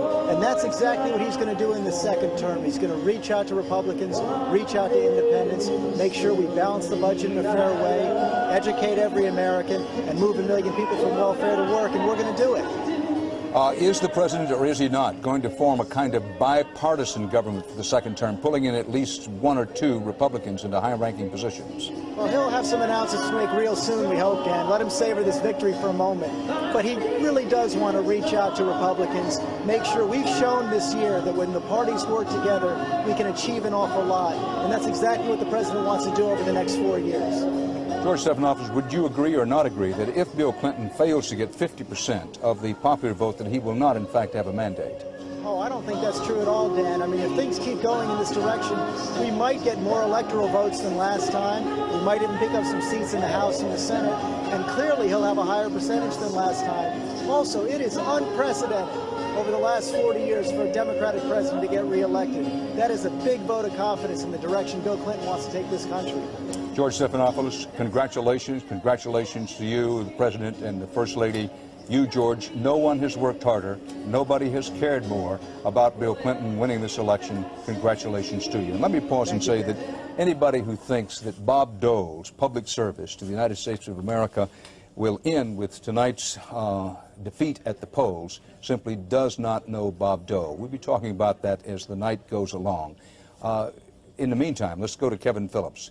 Kevin, how and why did Bob Dole lose this election, besides the fact you had an incumbent president with a pretty good economy and the world at peace, at least as far as the United States is concerned? Well, I think Bob Dole had some problems from the start. He was old. He was going to be 73 before the inauguration. He was a leader of Congress, which is not a talent pool in the eyes of the American people. And he'd been running for president for 20 years. He was a vice presidential nominee back in 1976. He just never had the freshness and the optimism and the youthfulness that Americans tend to want. That's a tough thing to overcome. Well, also tough to overcome is a get-up fighter like Bill Clinton. Now, our CBS News estimate is he has at least 275 of the 270 electoral votes needed to win. And I'm reminded of that old New York fighter when he finally died. Somebody called his manager and said, to inform him, the manager said, stand over him, start counting, he'll get up. There's always been that quality to Bill Clinton. Were you surprised, Kevin Phillips, that he came back after the 1994 defeat? No, not really, because the seeds of hubris and partial self-destruction were there with the Republican Congress. And I think that Newt Gingrich was an essential ally in Bill Clinton's comeback. And as you saw the Republican Congress overreach, you saw the possibility of Bill Clinton coming back. And of course, we couldn't bet that he'd do it as well as he did. But the chance has been there for a while. You know that Speaker Gingrich will be turning a backflip or something akin to that to hear you say that he was responsible for Bob Dole's defeat. He's going to say, don't you expect, listen, Senator Dole has to take responsibility for himself. Well, I don't think Newt's going to be talking about Bob Dole's responsibility or lack of it for the defeat. But what I'm suggesting is that the role of the Republican Congress was vital in Bill Clinton's reelection, and polls showed that people were asked if there's going to be a Republican Congress, should you have a Republican president to help it or Bill Clinton to block it? And by about 2 to 1, they wanted Bill Clinton to block it. So that's why I say Gingrich played a role in Clinton's resuscitation. Thanks, Kevin Phillips. Now, President Clinton has enough electoral votes to win. Does he get over 50% in the national vote? We have to see. In the Senate races at 9 p.m., 8 Senate seats were up where the polls closed. Let's look them over. In Minnesota, a state that has gone in the presidential election for President Clinton, Senator Paul Wellstone seeking a second term. He gets it over former U.S. Senator Rudy Boschwitz. Now, this race was so nasty that people in Minnesota had to send the kids out of the room every time a commercial came on TV. This was up there with New Jersey and the Georgia race and some others that was really nasty. You couldn't watch campaign coverage without a V-chip in this race. It turns out the Democrats win it. Senator Paul Wellstone pulls it out, and that's a hold-on for the Democrats. New Mexico Senate, a Republican seat. Pete Domenici, and Domenici is chair of the Senate Budget Committee. He's passionate about balancing the budget. If the Republicans hold on to the Senate, as it now looks like they have a very good chance to do, President Clinton is going to have to do mucho business with Pete Domenici. Rhode Island Senate, Claiborne Pell, the Democrat retiring in Rhode Island, our CBS News estimate is, when all the votes are in and counted, that Representative Jack Reed, a congressman since 1991, Reed's well-known name in the state's Democratic edge, helped him win the race over Nancy Mayer, the Rhode Island State General Treasurer. That's a hold on for the Democrats. And out in Wyoming, Kathy Carpin, a Democrat, former Wyoming Secretary of State, put up what the Democrats called a whale of a race, but it wasn't enough.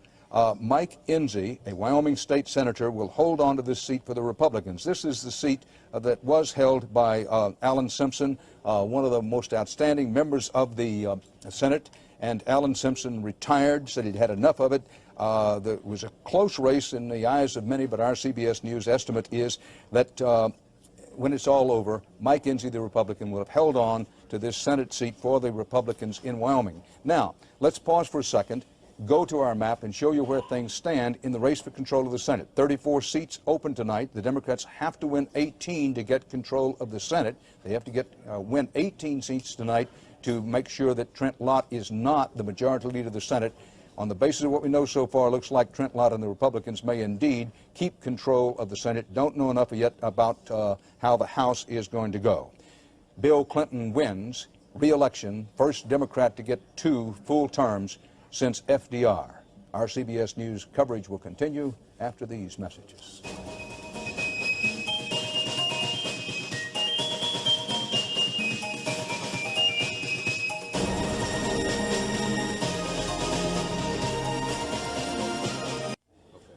Big Ed Bradley, when did President Clinton, in your opinion, win this election? When was the decisive time? It might have been during the Republican primary seasons, because I think Bob Dole was getting hammered every day, particularly by Steve Forbes. And at the same time, the Democratic Party, the Clinton campaign, was running commercials saying what a great job the president was doing, and you had to worry about the Republican Congress. Then when the primaries were over, after the conventions, they ran commercials and campaign where Bill Clinton stayed on message and Bob Dole didn't. First it was a tax cut, then it was ethics, then it was Whitewater, then back to the tax cuts, then campaign contributions. He never told people, this is why you should vote for me. He told people why they shouldn't vote for Bill Clinton, and it just didn't work. Harry Smith is on our cyber set. Now, we've been using a lot of new technology tonight, and some of this technology is so advanced you need a 5th grader just to understand it. Not the case with Harry. Harry, where did Clinton get his votes? I'll tell you what, you talk about support. Bill Clinton really connected with women in this election, Dan. Take a look at this. In all of the states that are lit up in green, Bill Clinton got 50% or more of the vote.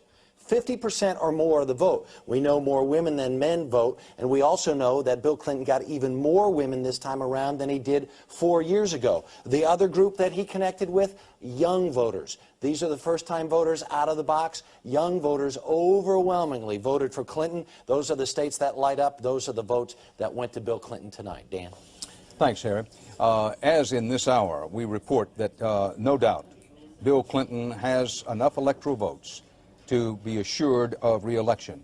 Our presidential map at the moment shows Bill Clinton with 275, Dole with 97. We go to Washington. Senator John McCain of Arizona, a close friend of Senator Dole. Thanks for being with us, Senator. First of all, how's Senator Dole doing? He's doing just fine, Dan, and he's not going to be ever pessimistic or down. I spent the last 96 hours with him on a great experience, traveling all over the country.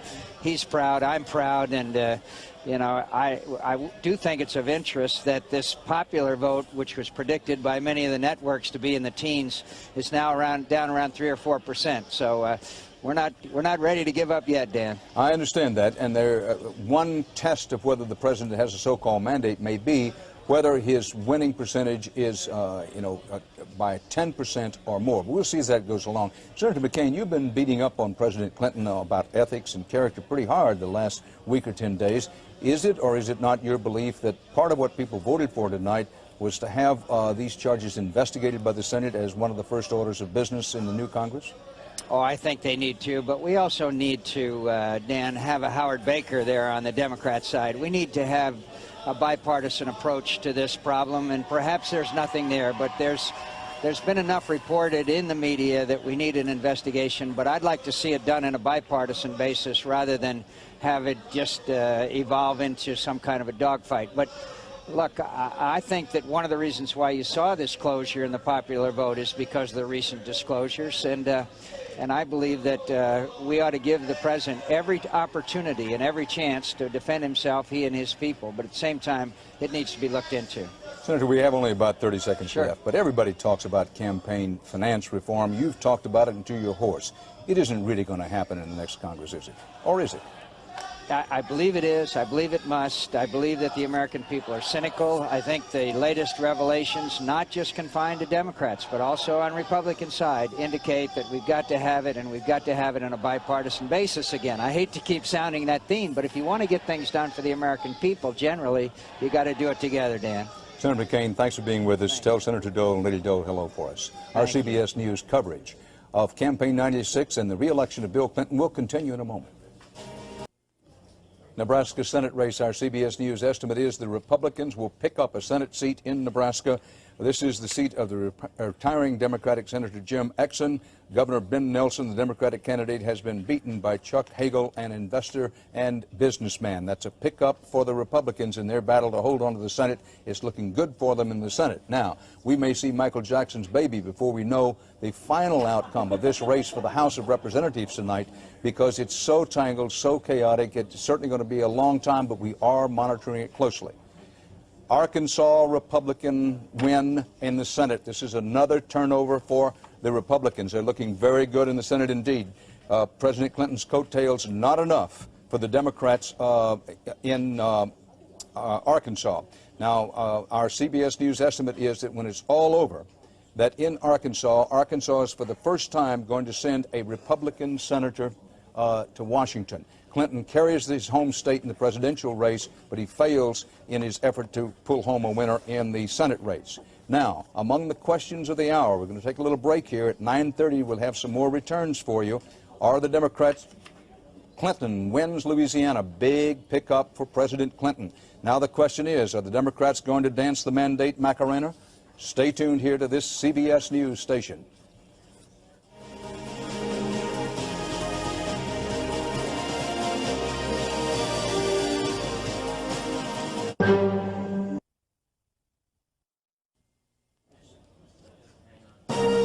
It's 9:30 in the east as election night rolls west. Headline of the hour, big train rolling for President Clinton. He has nailed down re-election. The voter verdict is still out on whether Republicans keep control of the House, whether Newt Gingrich remains the Speaker.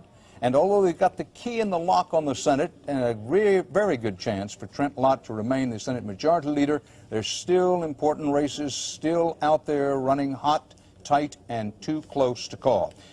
In the Senate races, Bob, which ones are very tight and have been for most of the night? Well, the ones in Nebraska, I believe we have called that, where the Republican won out there. We have 9 races left, Dan. What it boils down to, the Republicans need 2 more seats to take control of the Senate, and they're probably going to win in Alaska, where Ted Stevens would be a slam dunk. He has only token opposition, so give them 50 seats. They need to win only 1 more race, and there are 9 races still to be decided. Well, let's go to our map here and show folks where things are in the Senate. 34 Senate seats up. The Democrats had to win at least 18 of them to take control of the Senate. So far, the Republicans have won 15, all the states in red. The Democrats have won 9, the states in blue. Now, the states where dark, it's black or gray on your set, the polls are still open in these states. And that means that you voters in those states may very well hold in your voting hand the decision on who's going to control the Senate, who's going to control the House, whether President Clinton gets more than 50% of the national vote or not. That's why we're urging you to go out and vote.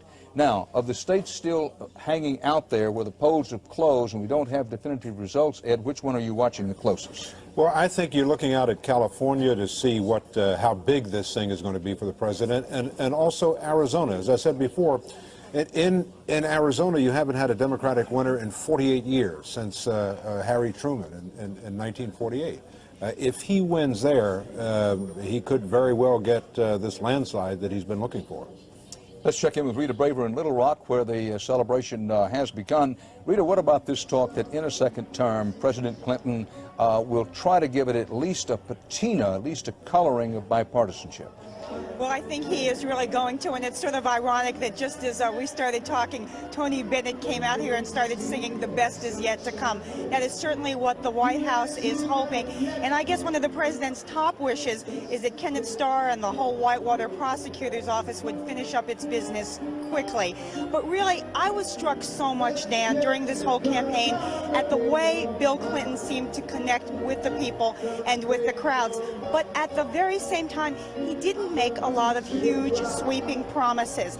This was not an election where he talked about revolution. He talked about balancing the budget, protecting environment, and I guess if there is anything that he would really like to get a bipartisan majority for, it would be some kind of reform on education. He has been talking a lot about making 2 years of college after high school something that is possible for every American student, and I think in his 2 terms he would like at least to leave Americans with something that they could say, yes, that is something Bill Clinton did for us, Dan. Rita, the possibility of Ken Starr giving up on his independent investigation, nobody could be seriously considering that. One, Ken Starr, for whatever else one may think of him, is a very experienced attorney, and he's methodically going through what he says is a very responsible and integrity-founded investigation. Besides that, Jesse Helms, the strong-willed Republican senator from North Carolina, is being returned to the Senate. Helms is a strong ally of Starr. Nobody really believes that Starr is just going to fade away. I don't think that that is what the belief is, but I do think that they have been waiting such a long time for Starr to show his hand and tell them what charges, if any, he is bringing, that they just want to get it over. They want to know what they're facing. They are hoping, they say over and over again, that the President and the First Lady will not be touched, will not be charged with anything. But I think there is a great feeling down here that they want to get it over with. I was talking to former Senator David Pryor earlier today, and I asked him if he thought that Whitewater had hurt Democrats down here, and he gave me a big speech about what Arkansas Democrats really want is for Ken Starr to finish his business and get out of here. I don't think people are going to think that it's going to be easy. I don't think that they think it is going to be over soon, but I think they want at least to know what they're facing. Rita, you talk to a lot of people in Washington. Is the consensus, or is it not, that First Lady Hillary Rodham Clinton may be indicted? I think, you know, there are a lot of Republicans who have been saying that, but the Clinton lawyers insist that that is not the case, and I just don't think that there is anybody on the outside who really knows the answer to that question, Dan.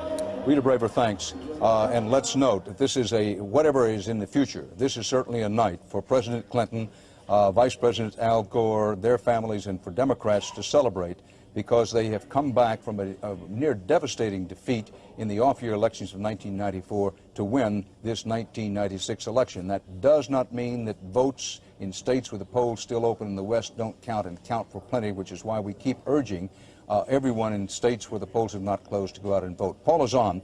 Let's talk about the referenda. When I talk about important things in the ballot out west, the big referenda questions to be decided tonight. There's so many different kinds of referendas that were considered this year, and when we go back and sort of lump them all together, it seems that taxes were the biggest issue in the governor's races and among the ballot initiatives. In 27 states, voters were voting on measures, most of which were designed to make it harder for politicians to raise taxes. In Florida, for example, voters there considered a measure that would take a 2/3 majority to pass a tax hike, and according to our CBS News estimate, that one is projected to win. And Dan, what is abundantly clear about these measures is that it appears as though taxpayers don't trust the politicians to limit their taxes in any way, so they've decided to take these issues into their own hands and beat the system, do an end run around the government. And so far, Florida is all we can talk about in terms of projections. Thanks. Our CBS News coverage of Bill Clinton being the first Democrat to be re-elected to a second full term since FDR continues after these messages.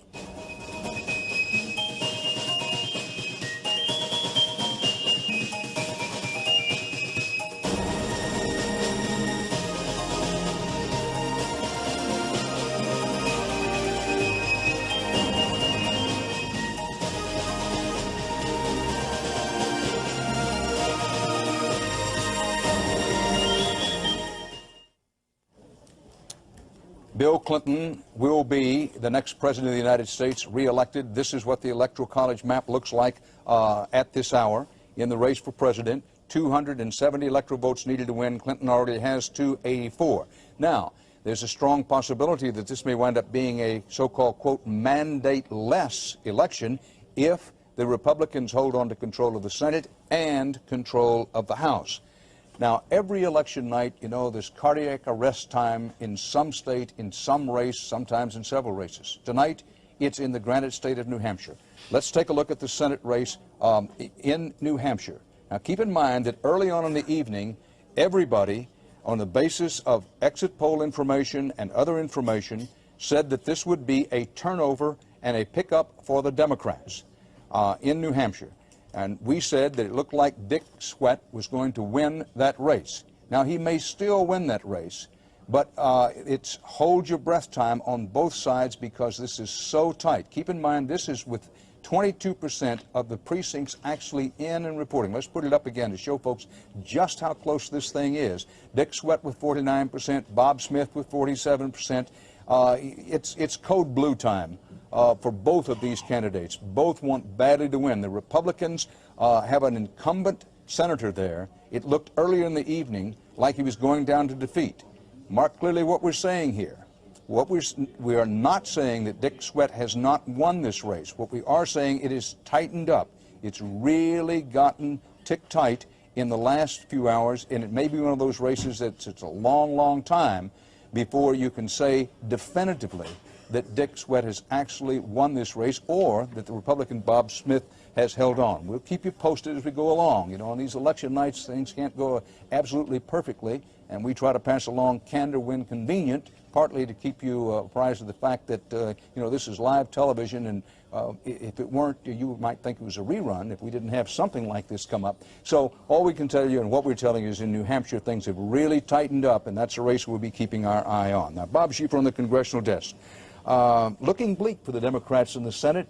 Still much too early to tell in the House, although in one of the Kentucky House seats, I'm told that the Republicans stand a very good chance of picking up a seat from a Democrat. I think that's right. In getting back to the Senate, Dan, I think the important thing as to who's going to control the Senate, whatever happens in that race up in New Hampshire, Republicans have already won 49 seats tonight. They need to win only 2 more. In order to control the Senate. We have a little chart here. The current Senate, 47 Democrats and 53 Republicans. There were 34 seats that were being contested tonight. So far, the Republicans have won 15. The Democrats have won 9. There are still 10 races to be decided. But again, that brings the Republicans up to 49 seats. All they need is 2 more, and in Alaska, Ted Stevens, the veteran Republican senator up there, looks like a slam dunk. He has only token opposition. So basically, the Republicans have already won 50 seats in the Senate. They need to win 1 more of 9 to keep their majority in the Senate. I can't imagine they're not going to do that. So that leaves the open questions. Does Bill Clinton, or does he not, get above 50% of the total vote in the country? That's going to be decided in the states out west where polling is still going on. One reason why anybody who lives in the west or any place in the state where the polls are still open, your vote is so important.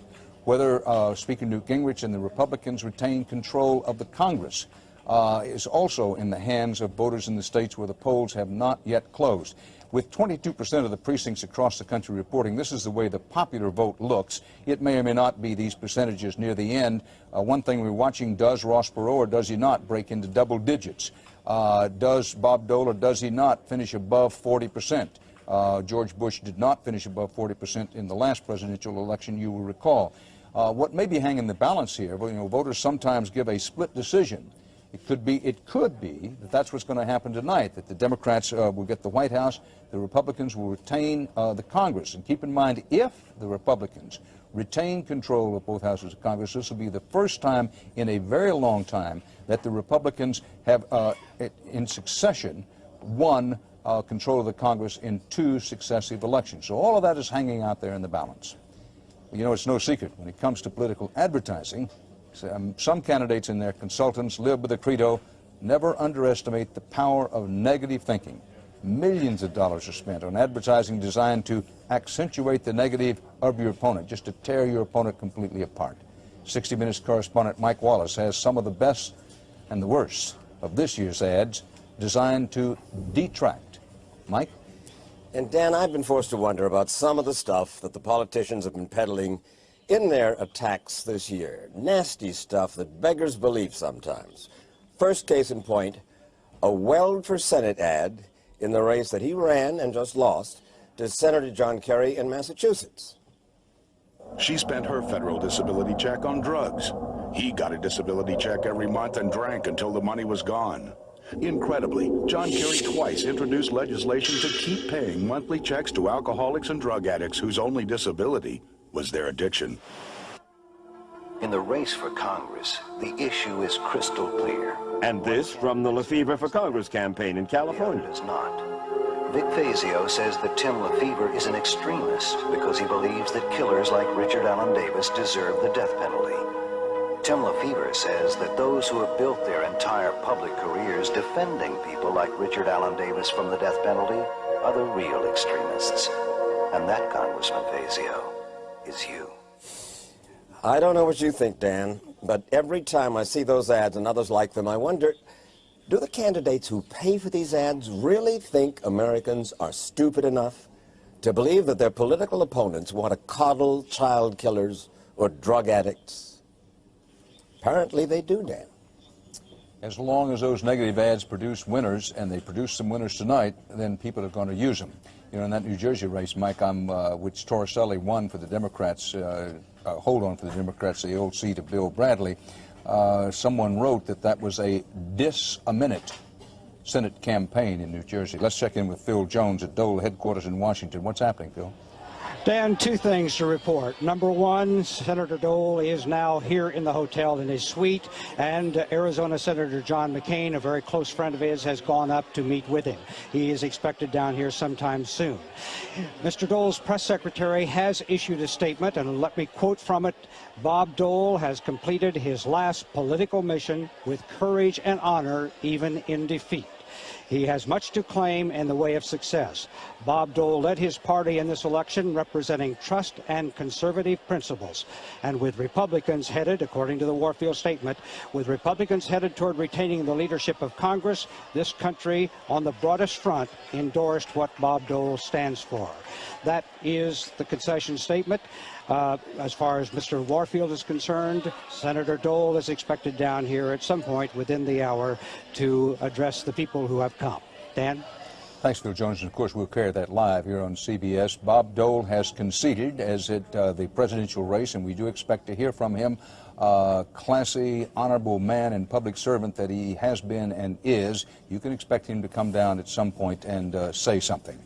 Our CBS News coverage of Election Night 1966 will continue after these messages, so stay with us. For the latest in-depth election results, log on to CBS News on the web at www.cbsnews.com.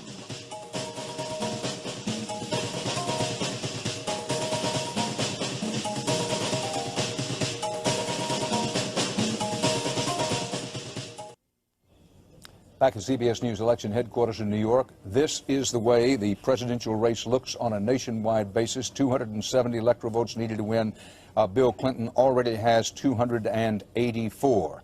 How big his win is in the final analysis depends on the states in black on that map. Those are the ones where the polls are still open.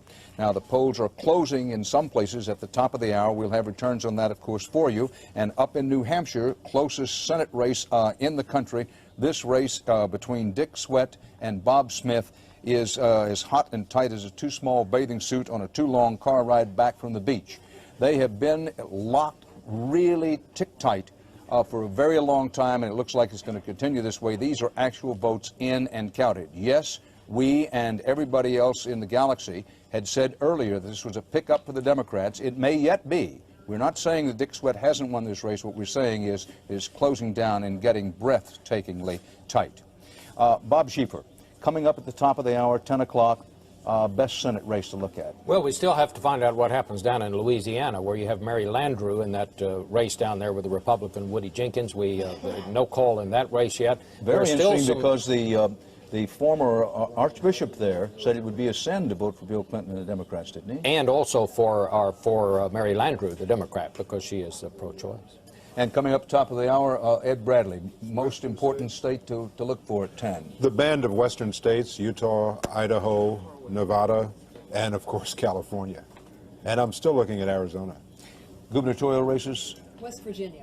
It has been running neck and neck. We're going to see if Charlotte Pritt, who attached her candidacy to the president, actually benefited from the coattail Very effect. good race, because West Virginia is deciding whether to send its first woman to the governorship ever, or to send the oldest governor, bring him back, a governor who was governor way back in the 50s. And he happened to be the youngest governor ever to serve when he was elected in the 50s. And if he wins tonight, of course, he would, as you just said, be the oldest. And then later on in the evening, we will find out whether the first American of Asian heritage is going to be made a governor in Washington State.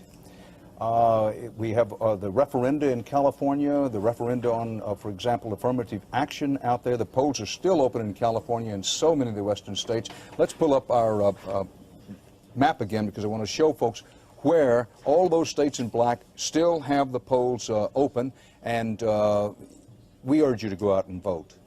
Right now, we urge you to listen to Harry Smith on the Cyber Set. Harry? Here you go, Dan. We told you a little while ago about Bill Clinton's success with women voters, with Bill Clinton's success with younger voters. Let's take a look right now at how he did with seniors. Oh my, 50% of the seniors, these are older Americans, 60 and older, voted for Bill Clinton. A lot of people thought Bob Dole would have connected with these folks. He did not. And that's part of the reason for the Clinton success. Dan? Closings at the top of the hour. Stay with CBS News, because at the top of the hour we'll begin to get a little bit better picture of how big Clinton's win is going to be.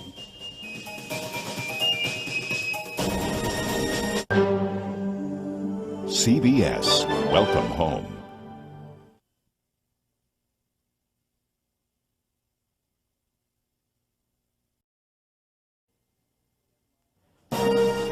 Headline of the night: William Jefferson Clinton reelected. He's assured of having enough electoral votes to become the first Democrat since FDR to win two full terms as president.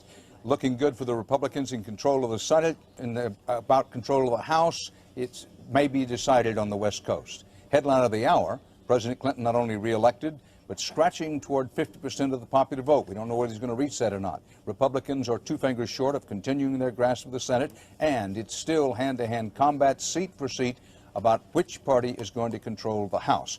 Now, with the polls just having closed in 5 states, let's look over the latest returns. On the map, this is the way the electoral vote map reads. 270 needed to win. Clinton already is assured of having 291. That doesn't mean votes on the West Coast are not important. They are indeed. More about that later on. But we do urge you to go out and vote, because there is still time to vote. Dole has 106 electoral votes. Now, in terms of the Senate, this is the way the map: 34 Senate votes up, seats up tonight. 34 Senate seats up. The Democrats needed to win 18. They've won 9 so far. The Republicans have won 16. We know less about the House. Now, looking over the specific details of states where the polls close at 10 o'clock. Iowa, 7 electoral votes. They go for President Bill Clinton. This repeats what he did in 1992. We do not yet know how the Senate race is going in Iowa. At least we don't have definitive word on that. Utah president, as expected, Bob Dole. Wins in Utah, picks up the 5 electoral votes there. Idaho, another strong Republican state, Bob Dole carries it. Now at 10 p.m. in the East, and the polls have just closed in 3 states with Senate races. We're going to look those over. In the Gem State of Idaho, Senator Larry Craig.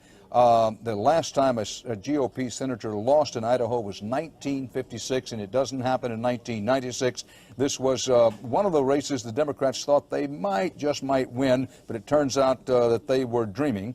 That Idaho may vie with Utah as Dole's best state, and it returns a Republican senator to the United States Senate. So, in the Senate races, this is the way it looks with the returns that we just have given to you.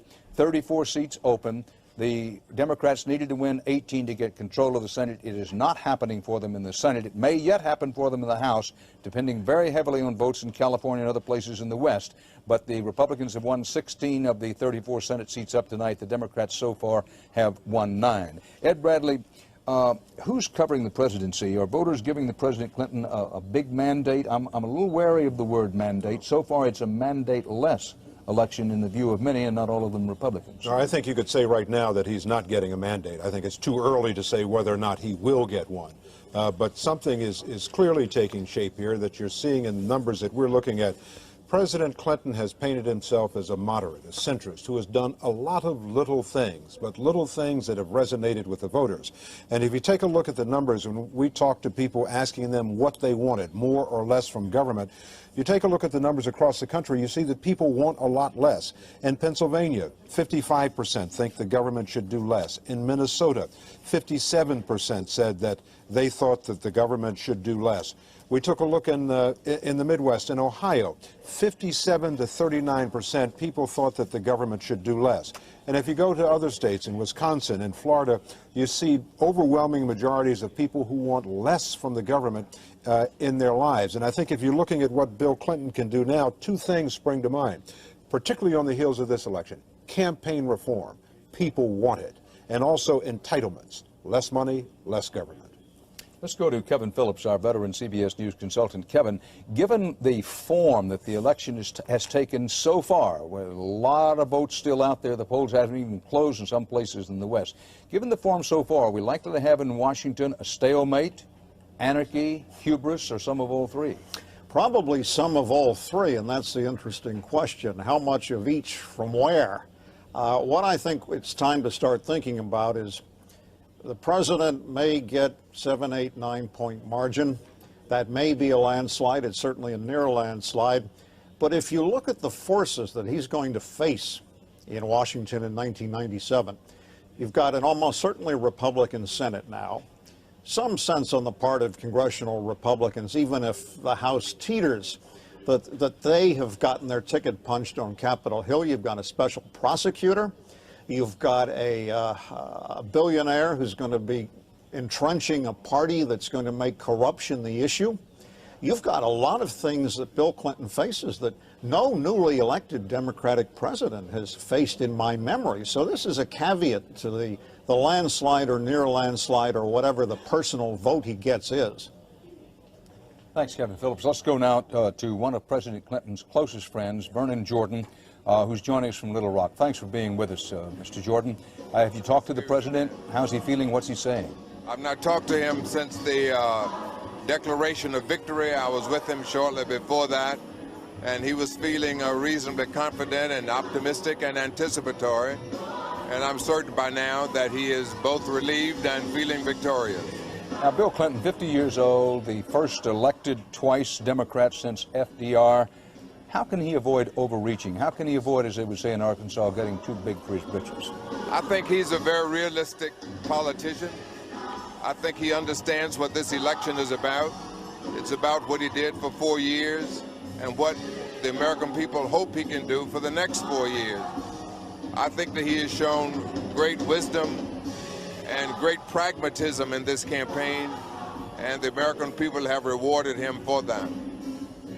How concerned is the president about the potential of his being sort of tied down, as Gulliver was, by the Lilliputians, by all this scandal investigation, ethics investigations that are bound to be unleashed? Well, I think that he is committed to governance, and I think that he believes that the American people want governance, and that he will proceed with that. Problems are not new to him, and he's dealt with them. And I think that he will deal with whatever he has to deal with. But I think that we will see the kind of leadership in the next 4 years that we've seen in the first 4 years. And I think, based on the first 4 years, we will get even better leadership in the next term. Vernon Jordan in Little Rock, congratulations. You helped to make it happen. When the winners win, everybody says congratulations, and we do to you as well. Two very tight races, Senate races. First up in Maine. One of the tightest races of the evening. This is New Hampshire and not Maine.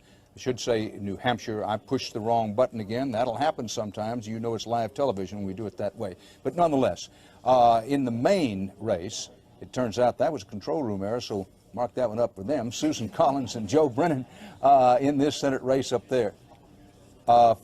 Virginia, by the way, our CBS News estimate, this just in, Virginia falls for Dole in 13 electoral votes, 71% of the precincts reporting, and our CBS News estimate is that when it's all said and done, Bob Dole will have carried Virginia. We were up in Maine after a little live television confusion there, showing you the results so far of the Maine Senate race. Now, this is for the seat of the outstanding Republican Senator Bill Cohen, who retired, a moderate Republican. One of his former aides, Susan Collins, was trying to take his place. She may or may not win. Right now, she's leading with 11% of the precincts reporting. That's in Maine. Now, down in Louisiana, where a woman is attempting to become the first woman ever sent to the United States Senate from the state of Louisiana. It's an extremely tight Senate race down there.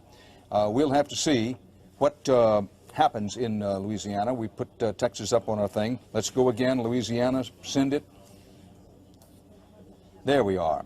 Woody Jenkins, the Republican, holding a lead over Mary Landrieu. It does not look good for the Democrats' chances of holding on to that Senate seat down there. It does not look good for the chances of Mary Landrieu, although it isn't over. The race has, it's not time to say that this race has been decided, but the woman, Mary Landrieu, is trailing in that race. Then we still have outstanding that race up in New Hampshire. Over in New Hampshire, this is the way this Senate race is shaping up in New Hampshire. Now, Dick Sweat now trails in a very, very tight race. 40% of the precincts actually in and reporting.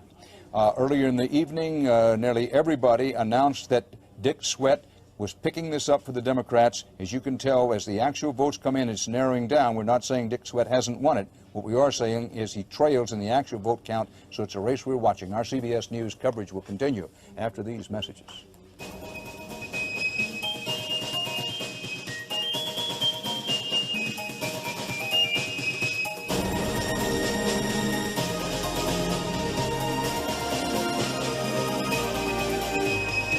Republicans now have won 50 seats in the Senate, and they are saying to themselves, listen, we definitely have control of the Senate because in Alaska, the veteran Ted Stevens is considered an absolute walk-away winner there. And so the Republicans are saying, we definitely will control the Senate in the next session of Congress. Now the question is whether Newt Gingrich and the Republicans will also control the House. That's being decided as we speak in states out west where the polls are still open, and we do urge everyone in polls where the states where the polls are still open to please go out and vote. Now, Bob Schieffer, on our congressional desk, how's the House shaping up? Are we going to get a few results in now? Yes, we're getting enough results to say that at the least it's going to be very, very close. We believe 25 of the Republican freshmen, and remember there were 70 of them running, 25 of them have won. But some big seats have gone down. Out in Illinois, the seat that was once Dan Rostenkowski's, a Republican, took it the last time. Well, the Democrat, Rod Blagojevich, has taken it back for the Democrats. In North Carolina, Bob Etheridge has beaten David Funderburk, who was the Republican freshman down there, an aide to Jesse Helms. That is another seat that has fallen to the Democrats. Also in North Carolina, David Price, the Democrat who lost 2 years ago to Fred Heinemann, he has won that seat back. All of the freshmen that we thought would be in close races are in close races. Another Republican freshman who has lost, Bill Martini in New Jersey. As we say, though, 25 of the freshmen have won. The people we thought would be in close races are in close races. We've just had a little conference with all our experts back here. We think it is still very close as to who's going to control the House. It's by no means been decided. It could still go either way, Dan. Thanks, Bob. Now, if it turns out that the Republicans retain control of the Congress, what we may wind up with as night goes along, keeping in mind that Bill Clinton is assured of being reelected. We don't know whether it's with more than 50% of the vote or not. We don't know what his final electoral count will be. But the Republicans rarely have had a simultaneous election of a GOP Congress with a Democratic president coming into office. In fact, it hasn't happened in this century. So if you have the situation where the Republicans control both houses of the Congress and the Democrats control the White House, what you may have in Washington after this election is a kind of stalemated Democratic president for the first time, because always in the past, when a Democratic president won re-election, he brought in with him a Democratic Congress every time this century. If it doesn't happen this time, we'll have a whole new dynamic at work. Let's go to Harry Smith on the cyber set. Harry, voters and what they've told us, concerned about the possible scandals developing in the new Clinton administration? You bet they are, Dan. We got a dose of reality for the Bill Clinton victory party. Are they worried about scandals over the next 4 years? Take a look at this. We talked to 60,000 people as they left the polls today and asked them that very question. Are you concerned about scandals in the second term?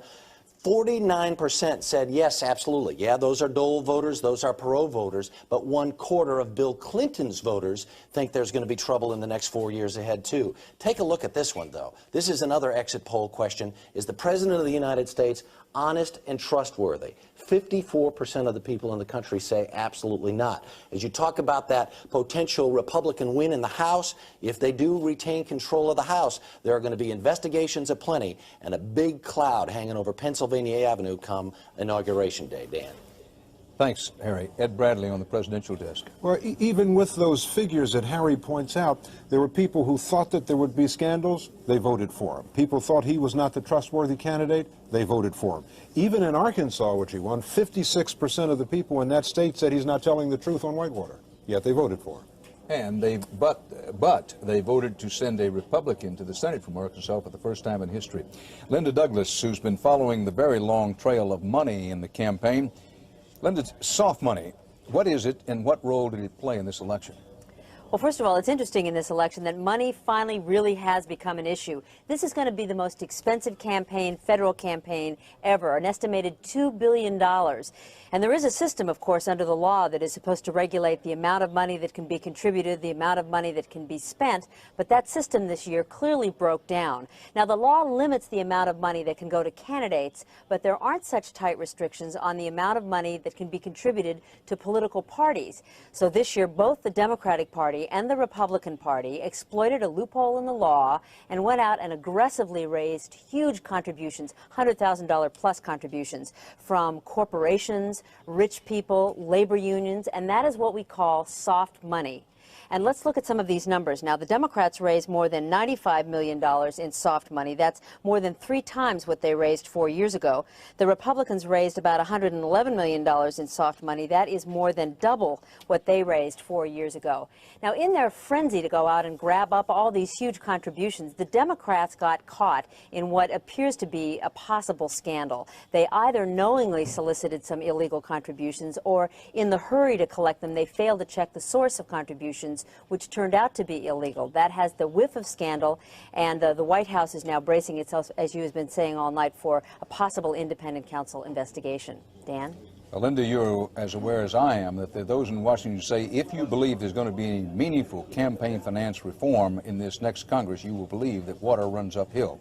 Our CBS News coverage of Campaign 96 will continue in a moment, so stay here with us.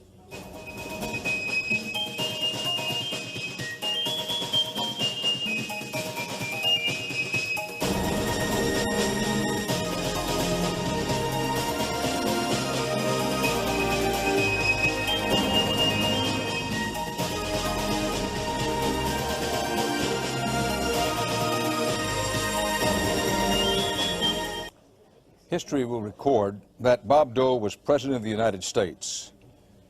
It will record that he never got to be president. But history cannot ignore that for a long career, Bob Dole was #1, a bona fide, genuine war hero, a public servant, and an American lawmaker. He's lost tonight, lost by what will probably turn out to be a fairly large margin. Phil Jones is at his headquarters in Washington. Something has just happened within the last few minutes that sort of symbolizes the Dole campaign and the problems they've had. You remember that release I just read from where it was conceding? It came from Nelson Warfield, Mr. Dole's spokesman, saying that he had been defeated. Well, I want to bring that back because now the campaign has issued another release marked urgent, and it says 3 sentences. Due to an error, a statement from the Dole campaign was prematurely released to some news organizations this evening. The fact is, Bob Dole has conceded nothing. We regret any confusion this error has caused your news organizations. This is symbolic, as I say.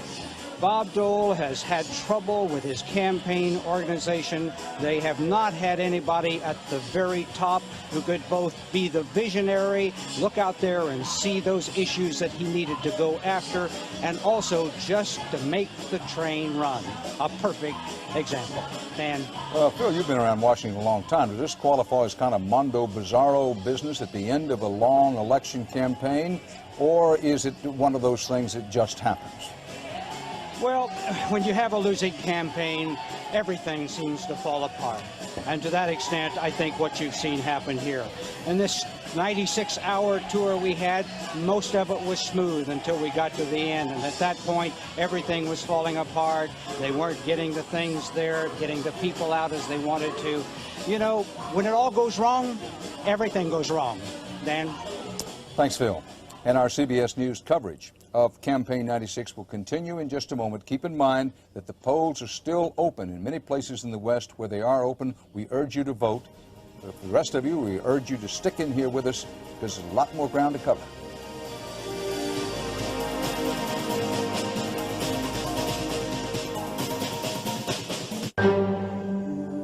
CBS, welcome home. It's 10:30 in the East. Harkin wins, holds on to a Democratic Senate seat in Iowa. Biggest headline of the hour, elation in Little Rock for Bill Clinton.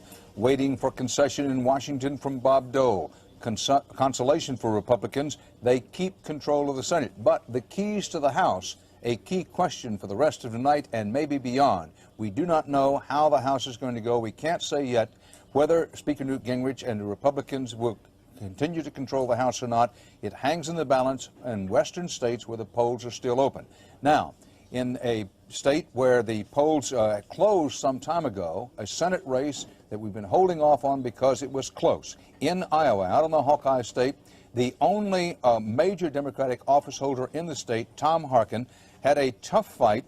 However, our CBS News estimate is that when all the votes are in and counted, Harkin will have won it. Now, Iowa used to be Dole's second political home, but he was so badly battered by Patrick Buchanan and Steve Forbes in barely winning the Iowa caucuses earlier this year that he really never recovered. And he lost Iowa tonight in the presidential race, Bob Dole did, and a Democrat wins his seat and holds on. This will be the third term for Tom Harkin, who is Union Labor's biggest friend in the United States Senate. Now, Bob Schieffer, who's covering the congressional desk, let's back off for that proverbial television wide shot. What's going on in the all-important battle for the House? Dan, what will be very important to Newt Gingrich is that he has won re-election down in his home district down in Georgia. He has won and won handily over Michael Coles, a millionaire cookie maker. The question now is going to be, if the Republicans do not retain control of the House, will Newt Gingrich resign as Speaker? He has said he does not want, well, he will, of course, would not be the Speaker, but he said he does not want to be the minority leader. So we'll have to see how that comes out. So far, there's Cynthia McKinney, the black Democrat down in Georgia, is losing right now. This is one of those redistricting districts. She is now losing. We've had two other Democrats in the South who have lost. Republicans are doing well in the House across the South. But Gary Franks, a Republican up in Connecticut, a black Republican, he has lost tonight. We think right now, Dan, that the Democrats are going to make a net gain of at least 8, maybe 10 seats in the House. Whether they get the 19 they need to take control of the House, we don't think that's going to be decided now until the races out on the West Coast are done. And perhaps if it's really close, even not then, because there's a complex situation in Texas in which some House races aren't going to be decided until December. Paul is on covering the governor's races. Any new results? Yes, out west, a very good night for the incumbents. Starting off in Montana, the Republican incumbent Mark Roscoe wins. Some rate him one of the most popular governors in the nation. In Utah, Republican incumbent Mike Leavitt wins. He was so popular that Democrats had a hard time fielding a candidate to run against him. In North Dakota, Republican incumbent Ed Schaefer wins due to a very strong farm economy out there. Also in the West, a lot of attention is being focused on Colorado, where voters there considered the Parental Rights Amendment, which according to CBS News estimates has lost. This would have granted parents the exclusive right to control the discipline and the education of their children. Opponents of the amendment felt that it would make it much tougher to investigate and prosecute child abuse. Dan, this is a big blow to the Christian Coalition. They had pumped a lot of time and money in trying to get this to pass. If it had passed in Colorado, it probably would have given them momentum to try to get this on the ballots in other states. That did not happen tonight. Thanks, Paula.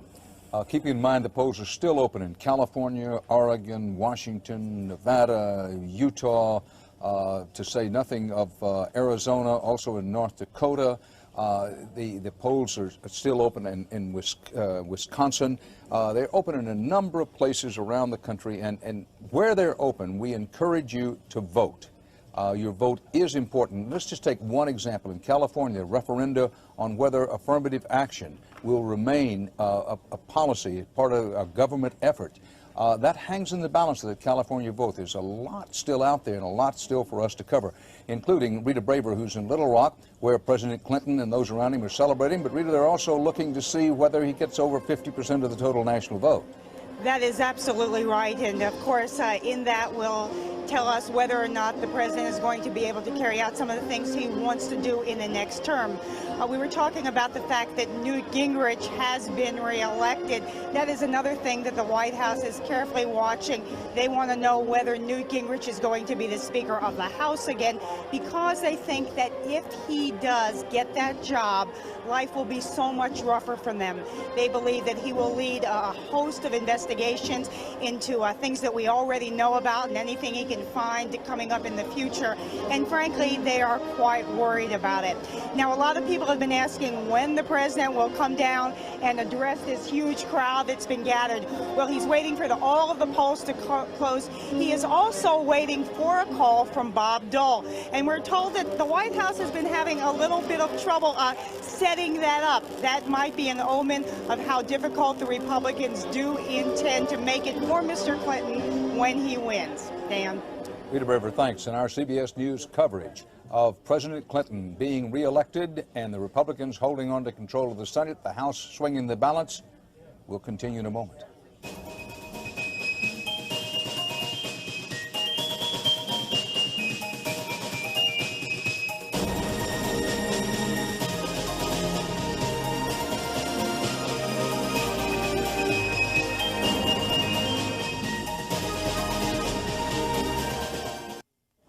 The re-election of President Bill Clinton is as secure as a double knot tied with wet rawhide, and here's why. Let's go to our map.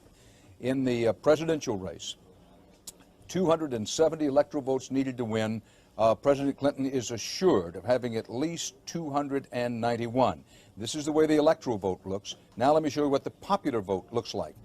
With the popular vote, this is with 40% of precincts all over the country reporting. These are the rough figures. You can see why the Clinton people in Little Rock are saying, oh boy, just give us a little bit over 50%, because then that would wipe away the fact that we were a minority president the last time. He won a plurality of the votes but didn't win a majority. They won a majority. They want to get over that 50%. Bob Dole's people are saying, boy, just let us finish better than 40%, at least better than 40%, because George Bush was below 40%. Ross Perot and his people are saying, get us up there in double digits. All of that is still out there to be decided, primarily by votes on the West Coast. The Republicans are assured of keeping control of the United States Senate. We'll show you quickly what the map looks like.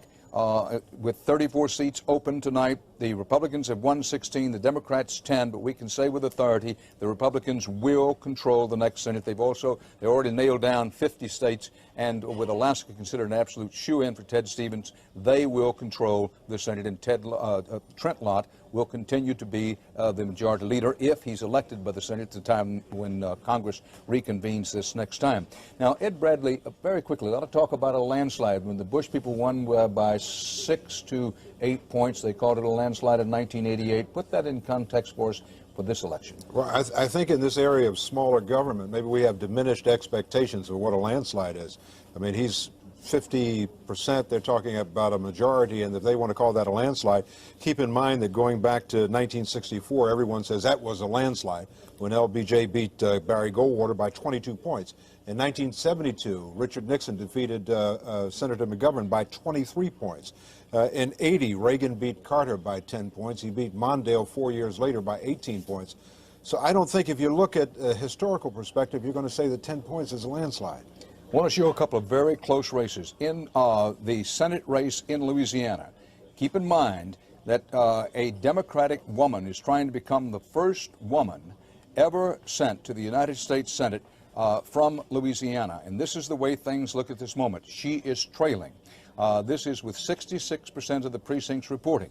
Now, we don't have enough information to say who's ever going to win this race. We simply can't say it's very close. Mississippi has just dropped for Bob Dole, 7 electoral votes in the Magnolia State. Not a surprising outcome. However, it took quite a while to get all the votes in, and it looks like the percentage is going to be something along this line.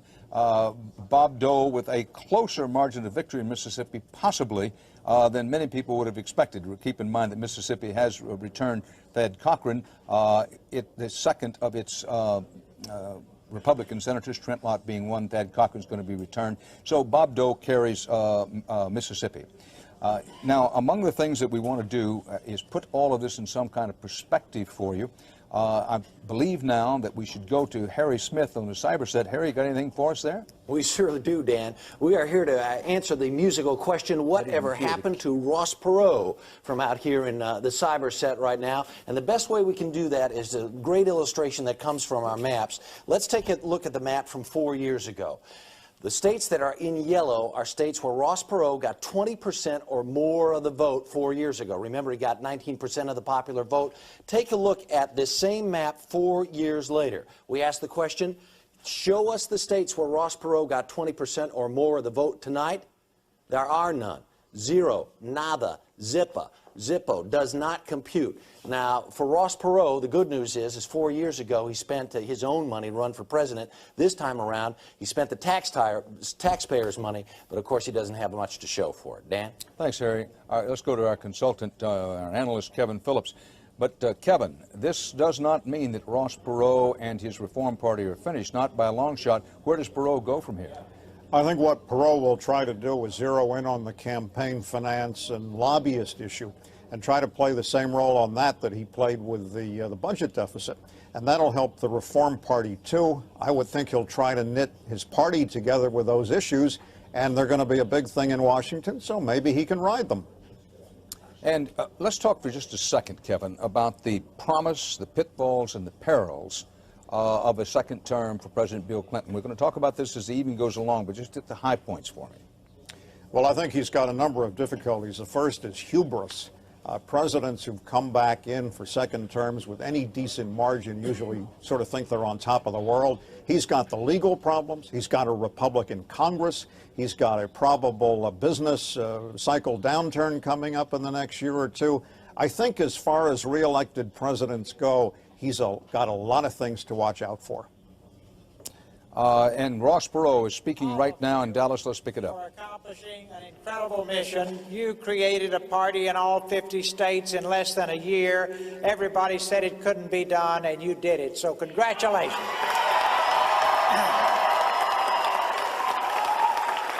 I want to thank the millions of people across this country that did it.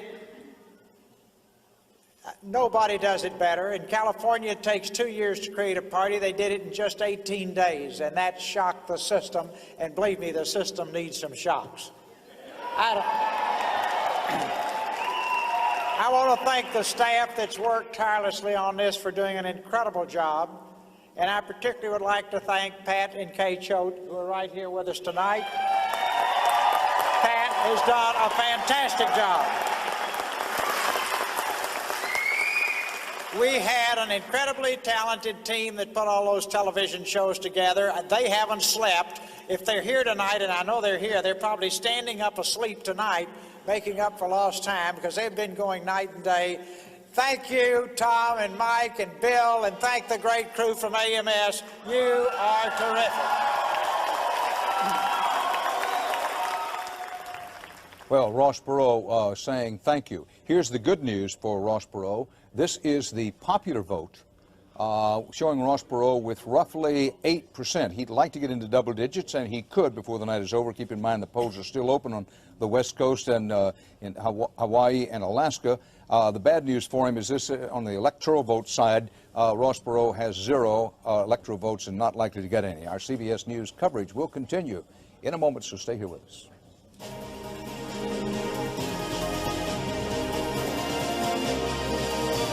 For the latest in-depth election results, log on to CBS News on the web at www.cbsnews.com.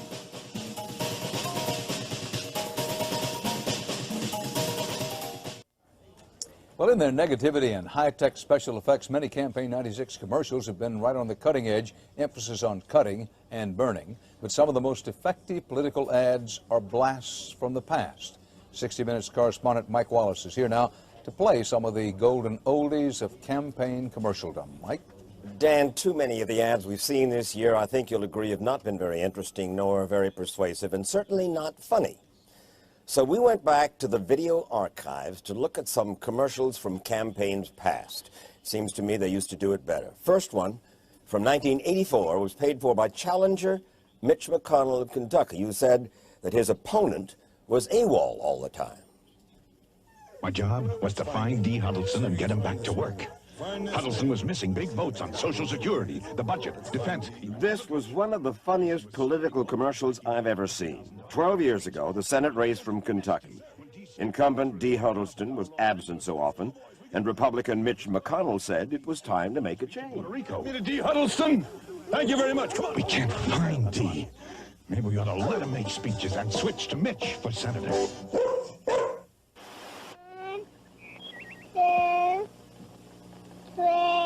This ad was a classic, devastating in its simplicity. 1964, the height of the Cold War, and Lyndon Johnson's campaign was trying to scare the country into believing that Barry Goldwater was trigger happy.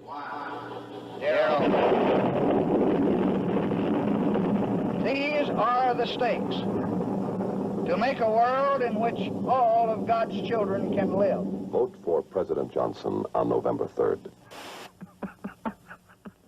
This ad began with a chuckle, but what it said wasn't so funny back in 1968. This is one of the meanest attack ads I can remember. The Humphrey campaign skewering Spiro Agnew.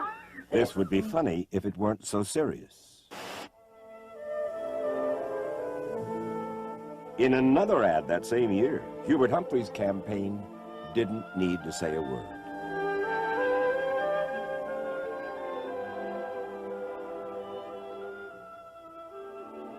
Humphrey, because he cares. How sweet it was, Dan. Mike, thanks. Very instructive look back. Let's go now to the Senate Majority Leader Trent Lott. Thanks for being with us, Senator. Congratulations on retaining control of the Senate. I understand that Senator Dole has called President Clinton. I did have an opportunity to talk to Senator Dole in the last few minutes, and you know, he feels good about the campaign he ran. He did a great job, and he feels like by closing the margin, he helped us retain control of the Congress, and he thought that was very important, and obviously the American people did too. I understand, although I have not, you know, had it confirmed to me directly, that he has spoken to President Clinton. Let's talk about the country, Senator Lott, something I know you feel deeply about. What's the top issue that you and President Clinton can and will work on together in the new government? Well, I think clearly the people voted in a way that indicates they want us to work together, and they want us to continue doing what we were doing at the latter part of the session this year. We kept our word. We passed welfare reform and illegal immigration reform, other good bills, and I think they expect us to continue to do that. Bill Clinton said he was for less government and less taxes. He talked like a Republican, and if he means that sincerely, we can work together on continuing to work to reduce the deficit and balance the federal budget. I think we can come to an agreement on some taxes that would be good for the economy and help with economic growth. I think that's very important and make the tax code fairer. Hopefully we can work together on some regulatory relief and things like juvenile justice and drug problems. So there's a whole raft of areas where something needs to be done for the good of the country, and we will try to work with the President in trying to accomplish that. True or false that part of the Republican agenda is now to try to paralyze the White House with so-called ethics inquiries? False. We're going to work on the people's agenda. People expect us to work together to produce results for the future of our country and for our children. That's what it's all about.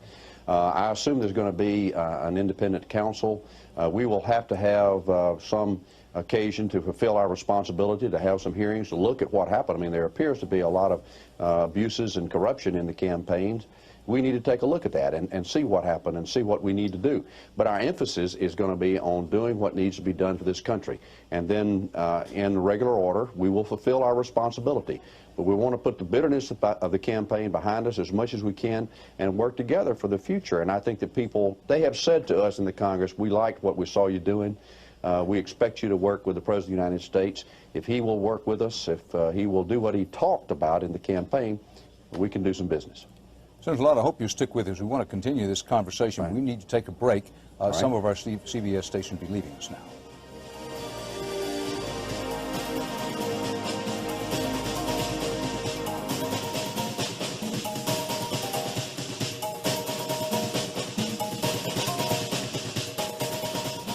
We're speaking with Senator Trent Lott of Mississippi, who has been the Senate Majority Leader and expects to continue to be the Senate Majority Leader, although the new Senate will have to vote on that. Senator Lott, I talked to one Republican and one Democrat tonight, both of whom are in the Congress, and they both said the same thing, which is basically, Dan, if you believe there's going to be real, meaningful, significant campaign finance reform in the new Congress, you will believe rocks grow. True or false?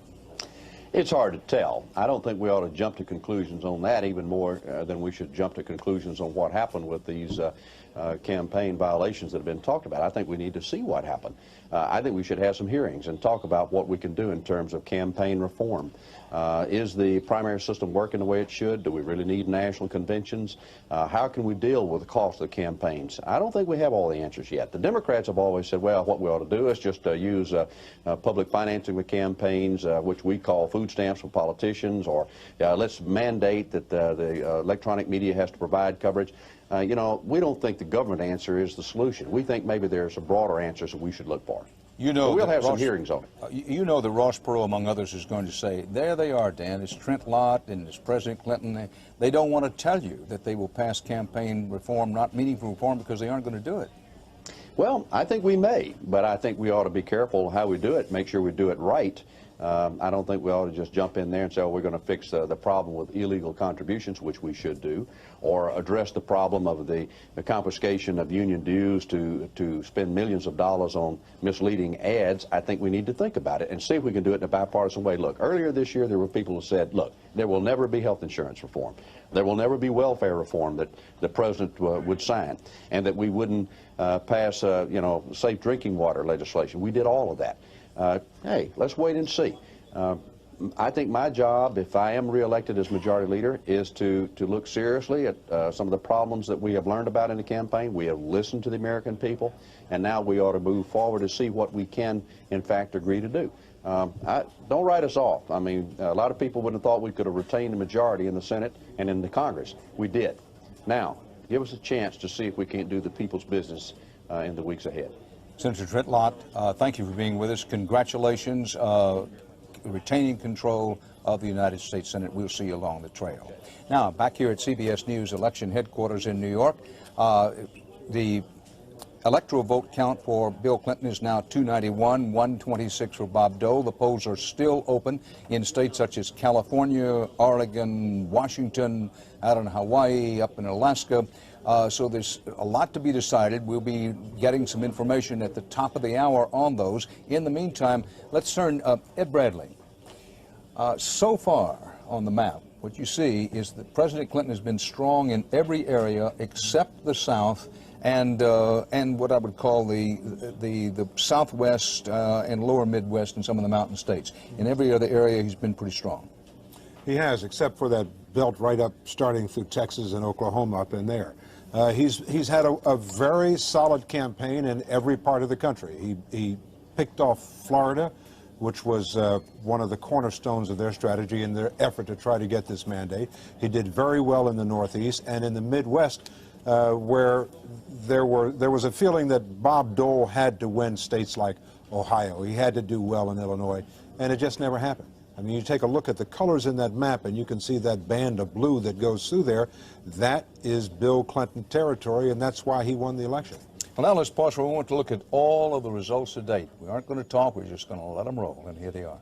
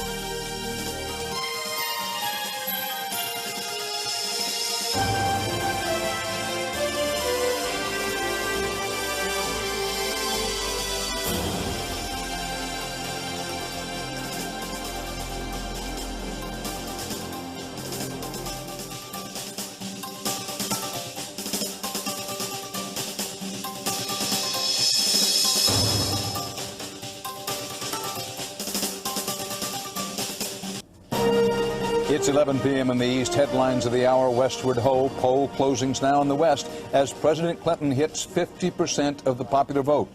Republicans keep the Senate and still waiting on who will control the House of Representatives. This is the way the Electoral College map looks at this moment. President Clinton, 367 electoral votes, 270 was what needed to win. Bob Dole with 129 electoral votes.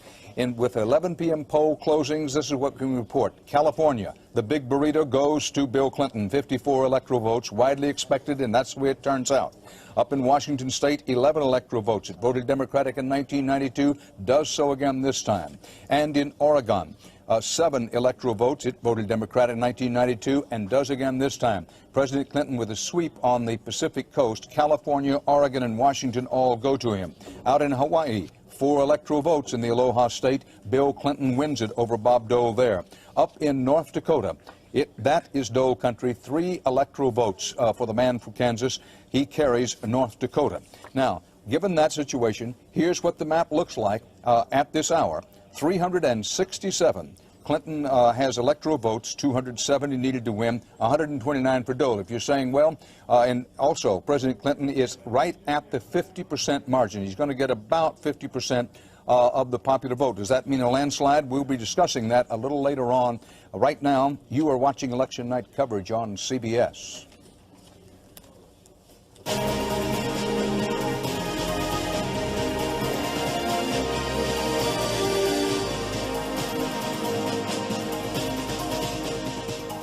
Got anything?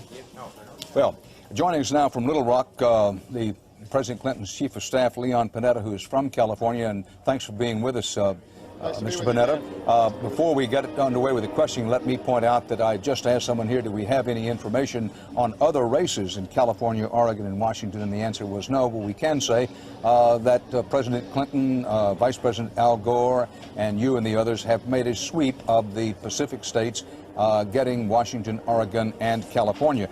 Tell us what the president is doing, what he feels, how he feels, what he said. Well, the president obviously feels great about what's happening tonight, mainly because it confirms the message he's brought to the American people about the future. I think the reason he won tonight big was he was talking about hope and the future and about what's important to American families. And Bob Dole never quite got to that kind of message, and that was the contrast, and I think that was the margin of victory. Given the fact that it is the fact that Republicans will retain control of the Senate, the president's coattails don't look very long. Why is that? Well, I guess obviously we'll have to see what the final results bring this evening. But as always, when it comes to races at the Senate and at the congressional level, those are races in which local constituents pay attention to the candidates there.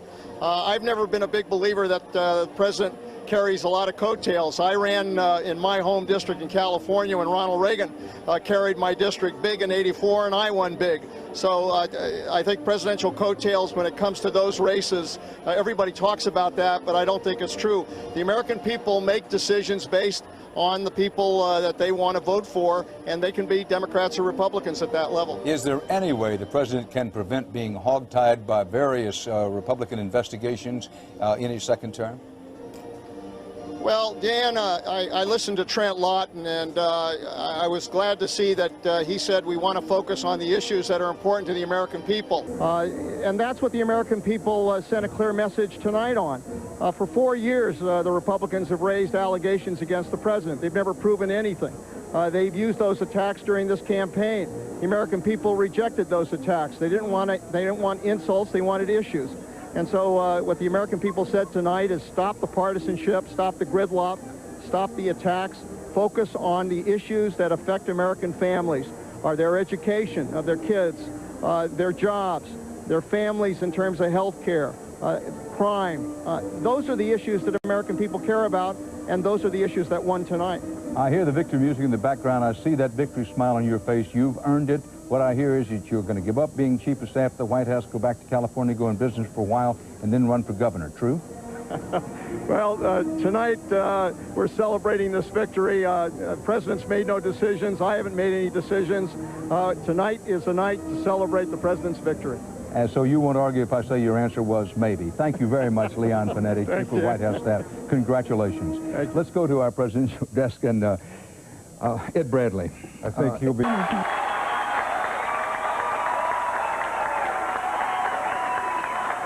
Thank you. Thank you, Bob. Thank you, Bob. Thank you, Bob. Thank you, Bob. Thank you, Bob. Thank you, Bob. Thank you, Bob. Thank you, Bob. Thank you, Bob. Thank you, Bob. Thank you. Thank you, Bob. Thank you, Bob. Thank you very much. Let me say that I've talked to President Clinton. We had a good visit, and I congratulated him. And I've said, wait a minute. Now, I've said repeatedly, I've said repeatedly in this campaign that the president is my opponent, not my enemy, and I wish him well, and I pledge my support in whatever advances the cause of a better America, because that's what the race was about in the first place, a better America as we go into the next century. And I'm very proud also of my teammate, Jack Kemp. I've talked to Jack, and I've thanked Jack Kemp. As you can see, we split the screen here because we've got Bob Dole on the left-hand side of your screen and Rudy Boschwitz with Jim Ramstad making his way to the podium here at the Republican headquarters here at in Minneapolis at the Radisson. And we're going to listen a little bit more to Bob Dole until Mr. Boschwitz begins to speak, and then we'll switch to Mr. Boschwitz.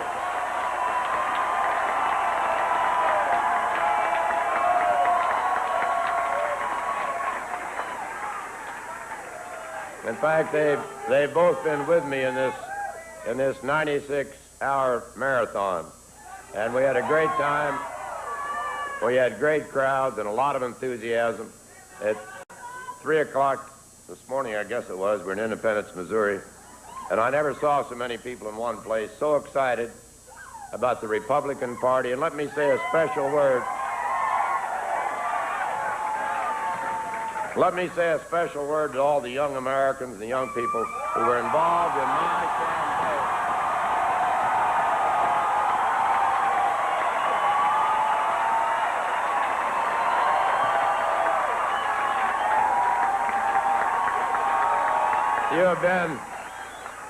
You've been a constant source of inspiration for Elizabeth and myself.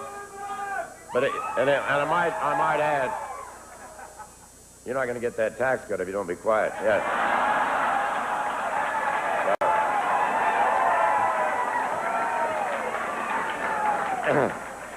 And I would say to the young people and all the others involved, it's a lot more fun winning. It hurts to lose an election, but stay involved and keep fighting the good fight, because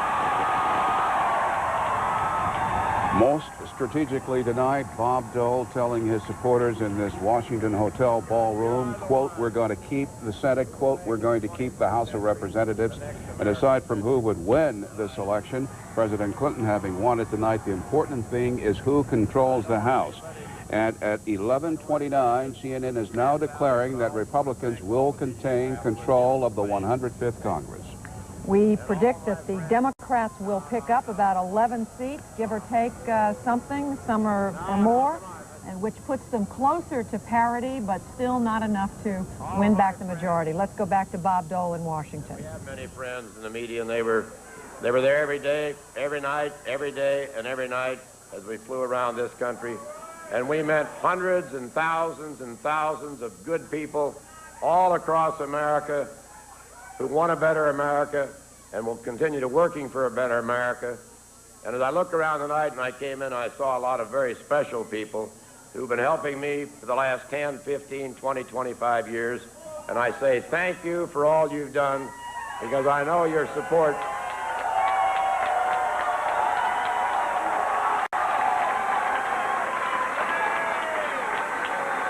Because I know that because of your support, I am still the most optimistic man in America.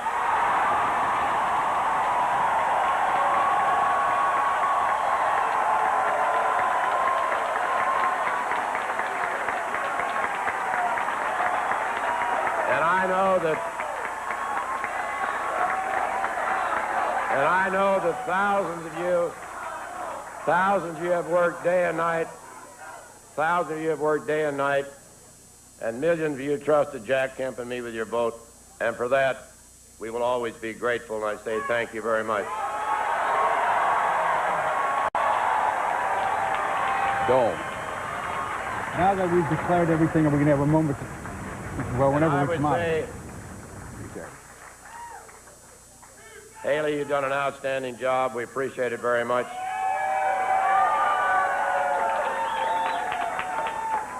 And we've had our co-chairman flying around with us. You've done a great job. We appreciated your being with us. Thank you. And I want to say to my campaign staff, to Scott and to Jill and to Joanne and everyone else, I could not have had a better, more faithful, more loyal team. And I want to thank everybody, and we'll have an opportunity to do that in the future.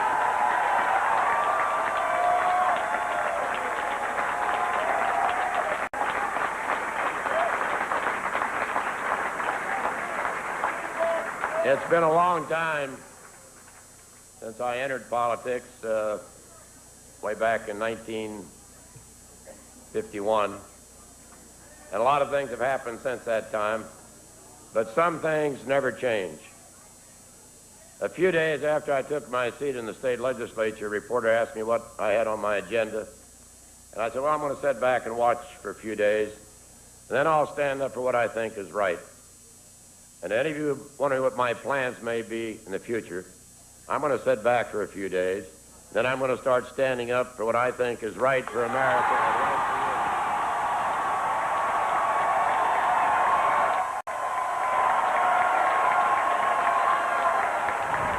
for you. Bob Dole serving notice that he's not going to go away and disappear, not by a long shot, also saying, I'm still the most optimistic man in America. That's right, Bernie. He is not talking like someone who's going to go away quietly. 35, 36 years in Washington. Speculation that perhaps President Clinton might make him a co-chairman of a commission to examine the growth of entitlements, the reining in of the growth of entitlements, Social Security and Medicare.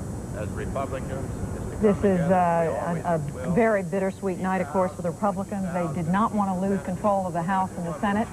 They have not apparently lost control of the House or the Senate, but they did lose the White House. And this man was the embodiment of that dream for them in 1996. It was not to be. It was Bob Dole's third try. He has been in Washington since 1960. He has been in politics, as he says, since 1951. Tomorrow will be the first day, as he said, at the beginning tonight. He said, the first day in my life when I don't have anything to do. Let's listen again. With a full heart and a fervent prayer that we will meet again, and we will meet often. In this land where miracles are always happening, where every day is a new beginning, and every life a blessing from God. So I want to say thanks to each one of you here. Thank you for all you've done and all you will do in the future for America. Thank you very much, and God bless America.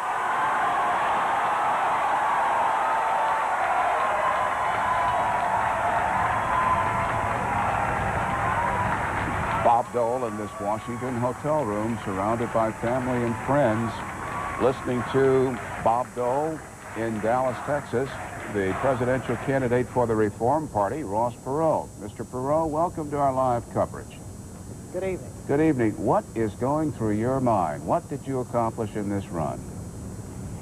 I certainly think we've got them all committed to campaign finance reform. They're talking the right words now. They're making the right commitments. We will have to stay at the gate and be vigilant to make sure that they make the changes in campaign finance form, come through with a balanced budget amendment, a plan to balance the budget, and work out all the steps necessary to pass on a better, stronger country to our children, because that's what drives everybody. Yep, it'll be moving over, spreading the area during the remainder of the night, and we'll be through in our area tomorrow morning and ending very late in the day.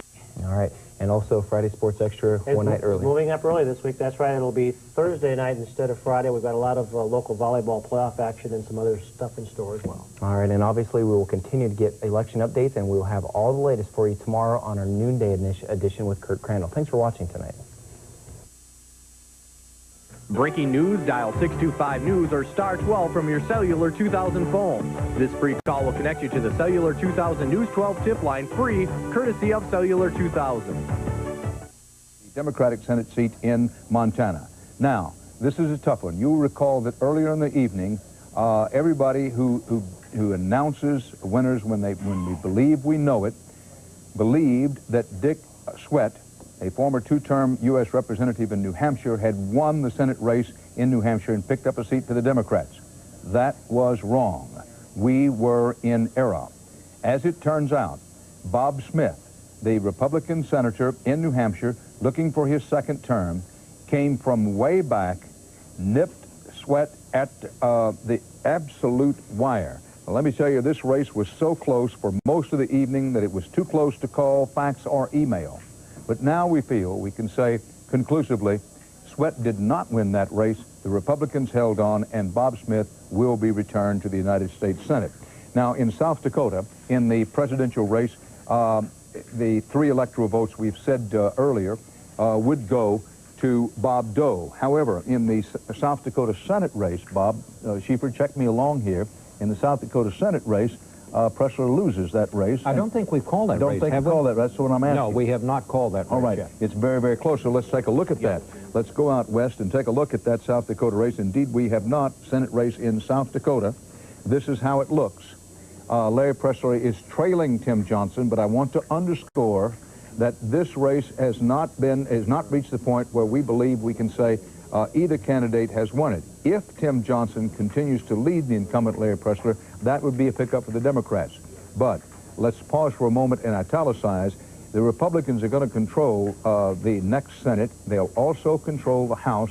Of course, President Clinton has been reelected. And our CBS News coverage here on Election Night 1996 will continue in just a moment, so stay with us.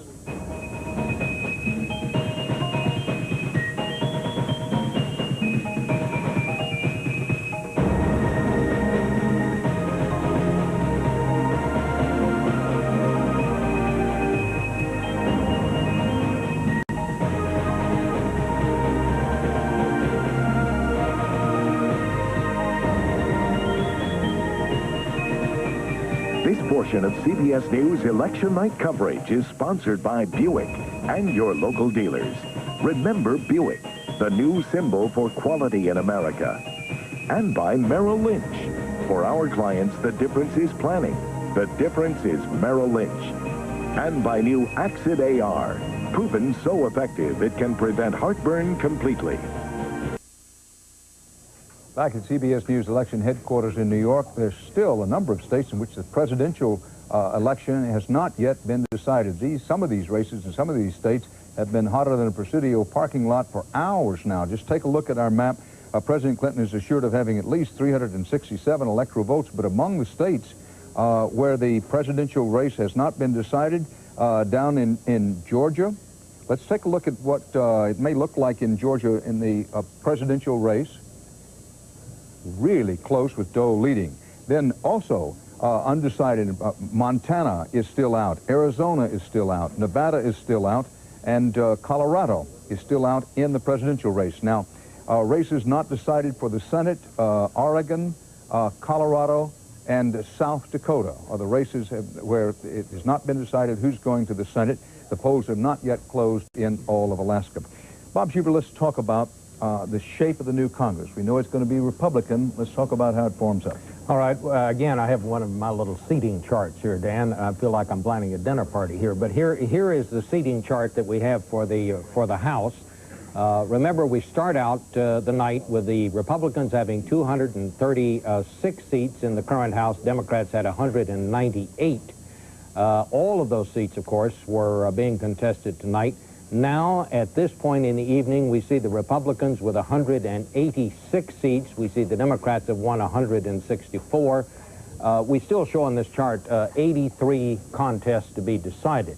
But we do believe that when the night is over and when all those races on the West Coast come in, that the Republicans will retain their majority in the House, but it's going to be a smaller majority. And remember, Democrats needed only 19 seats to take the majority back.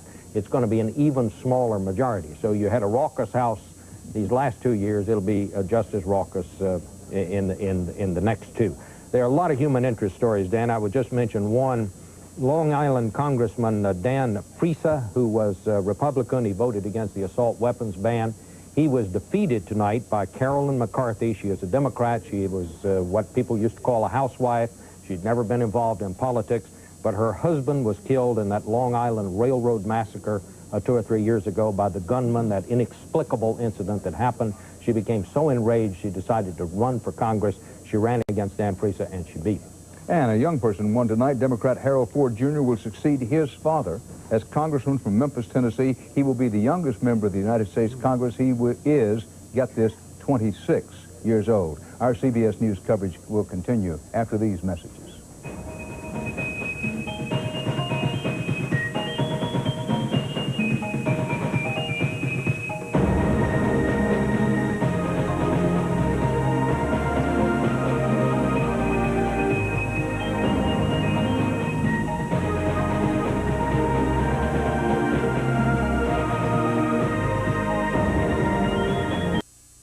President Clinton wins by a solid margin, wins a second term. The economy again helped him tremendously. He did well almost everywhere except the South and in some of the Western Plains areas. Ed Bradley, divided government, Republicans going to control the House in the second Clinton administration. What does this mean for the president?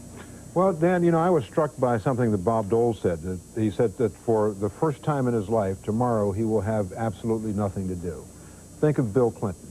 50 years old. He's just been re-elected president of the United States. As they say in the sports world, he has to be at the top of his game. And he's going to have to be at the top of his game to work with this Republican Congress. And that's what he has an opportunity to do for both sides, both branches of government, to come together and work in the common interests of all of us who live in this country. You know, you look at what we talked to people in the state of Washington, looking at what Bill Clinton wants to do and trying to figure out how people feel about it.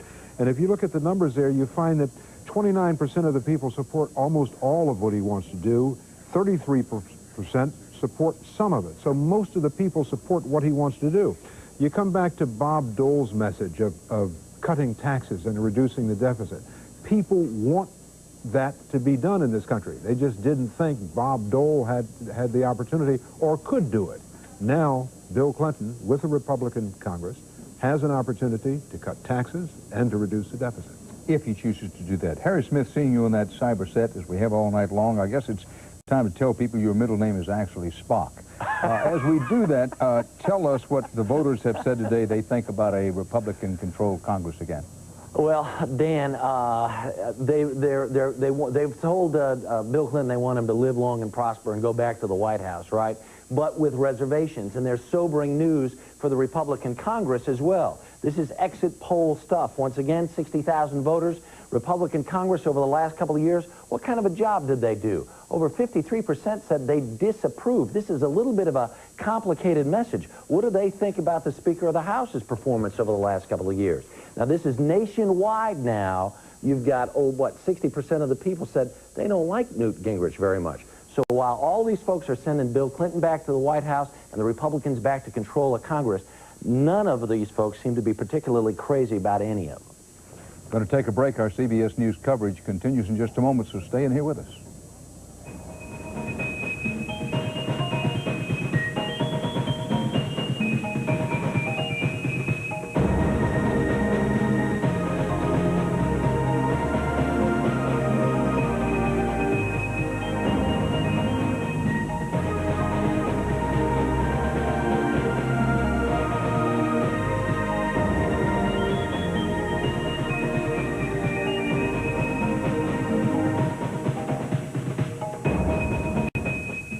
Date, we're hearing "Hail to the Chief."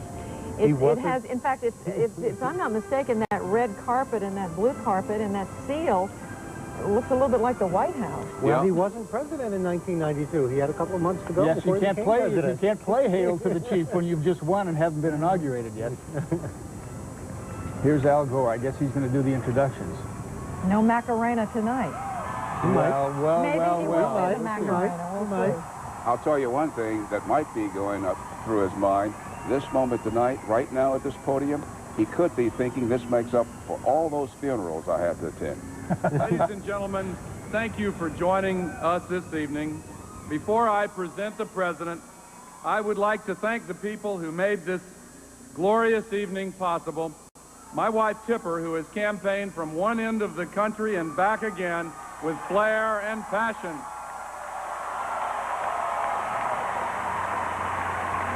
My 4 children, Corinna, Kristen, Sarah, and Albert, who have filled our lives with love and our hearts with pride. I would like to thank my parents who have set a standard of excellence and integrity in public service that has always inspired me. My brother-in-law, Frank Hunger, a wise and trusted friend. On behalf of the President and myself, I'd like to thank Peter Knight, the best campaign manager ever, and a campaign staff that worked harder and more effectively than any in history.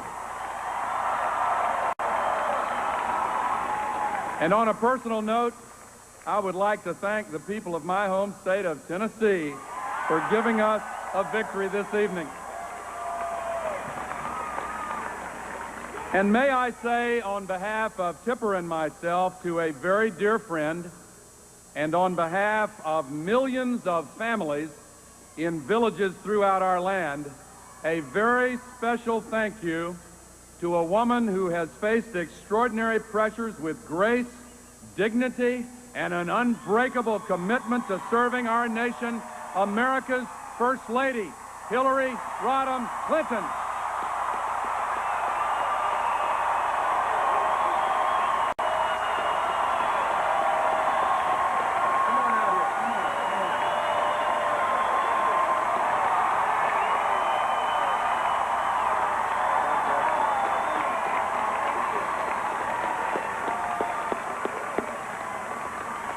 A few blocks from here, in the summer of 1992, then Governor Bill Clinton asked me to be his running mate.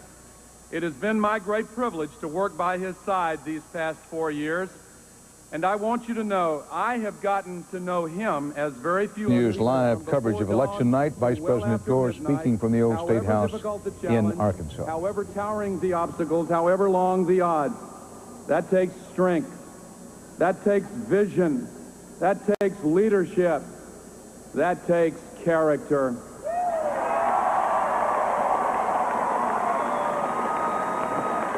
The Bible says, by their fruits ye shall know them. On this night 4 years ago, on this very spot, I said we felt good having won an election, but even better, at having been granted the chance to change a country. Much has changed since we last gathered here, and it has changed because of the resolve and determination of the American people under Bill Clinton's leadership. Under President Bill Clinton, we have forged a new prosperity, putting our financial house in order while restarting the great American jobs machine. We have deepened our ethic of environmental stewardship and redoubled our commitment to protecting God's creation. We have secured our place in the world by helping to bring peace and reconciliation to lands scarred by hatred's savage hand, and by speeding the spread of democracy and free markets across the globe. We have moved to redeem the promise of representative democracy by reinventing the processes of self-government to make them work better and cost less. And we have begun the task of restoring faith and responsibility to the American community by keeping our streets safe and our values secure. Under Bill Clinton, the United States of America is not just better off, it's better.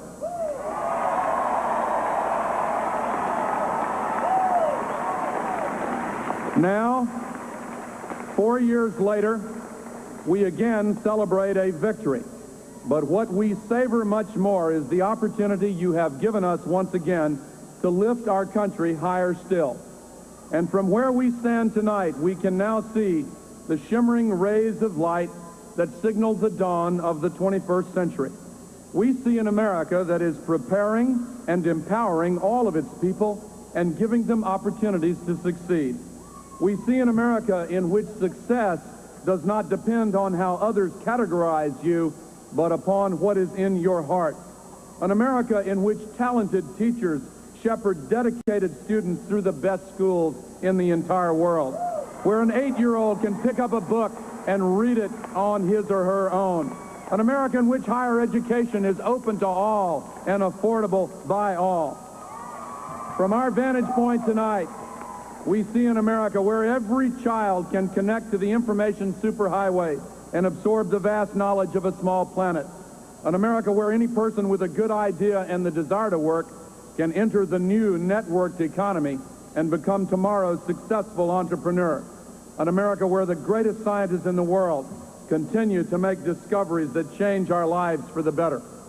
We see an America where the water is safe and the air is clean, whose national parks continue to thrive and delight our families, whose toxic waste sites are cleaned up, and whose urban brownfields become alive again and green with promise for all our people.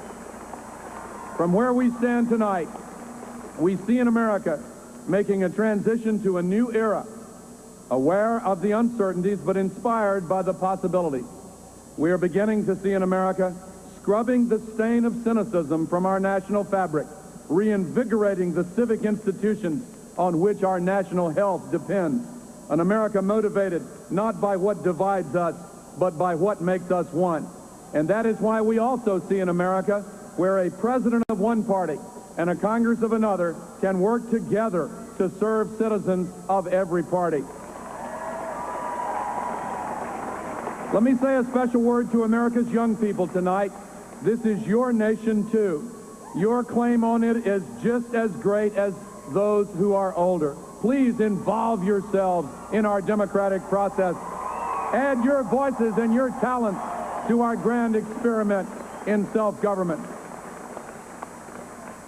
Ladies and gentlemen, in only a few hours it will be morning, and across America, from the Shenandoah Valley to Silicon Valley, from Brighton Beach in New York to Oak Street Beach in Chicago, from Tampa Bay to Puget Sound, from the Oval Office in the White House to the kitchen table in your house, the sun will rise on another day in America, another step forward on our national journey.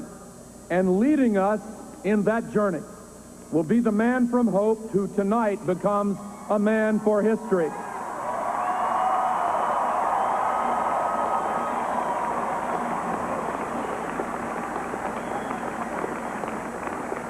Prior to this election, in the entire history of our nation, from the presidency of George Washington forward, only 13 people have been elected to 2 straight terms as President of the United States of America.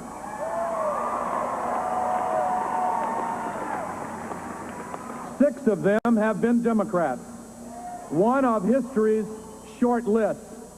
But tonight, to the names of Thomas Jefferson, James Madison, James Monroe, Andrew Jackson, Woodrow Wilson, and Franklin Delano Roosevelt, we add a seventh name. The name of your president, my friend, President William Jefferson Clinton.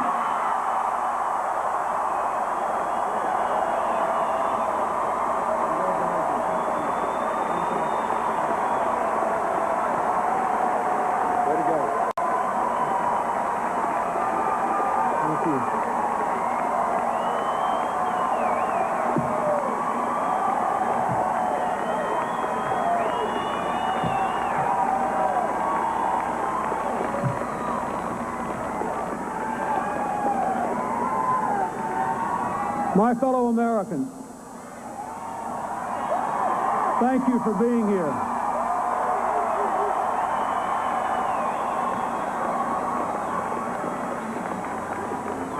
Just 4 years from now, we will enter a new century of great challenge and unlimited possibility. Now, we've got a bridge to build, and I'm ready if you are.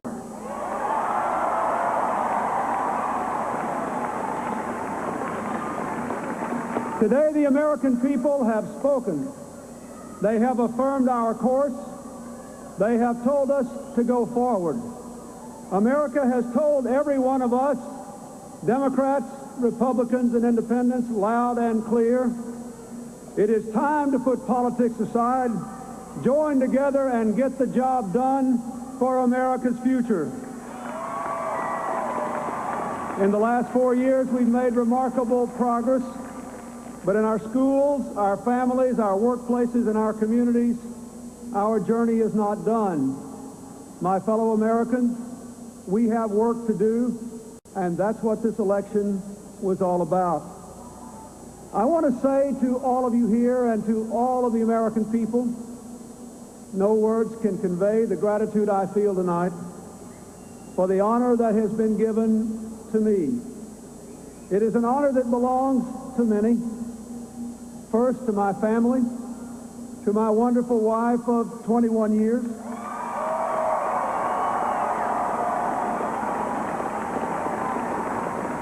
who from the day I first met her began teaching me that it does take a village to raise our children and build our future. To our daughter Chelsea for understanding the work we have done together, the burdens it has imposed. Today, I went down to the train station to vote in the last election in which I will appear on the ballot. And as I have done in every year since she was born, I took Chelsea to the ballot with me. And as we looked at the ballot together and discussed the issues there, I thank God that I was born an American.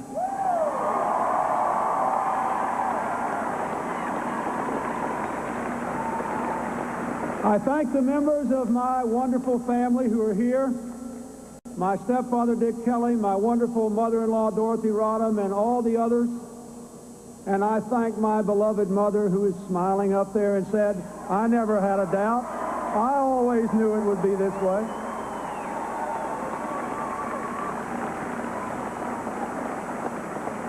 I thank the friends of my lifetime.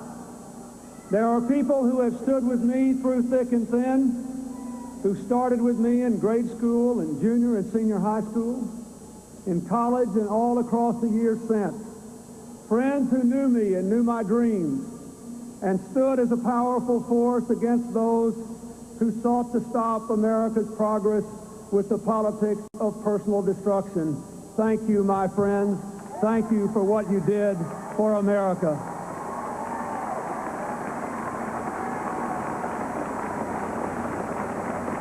I thank the people of my beloved native state.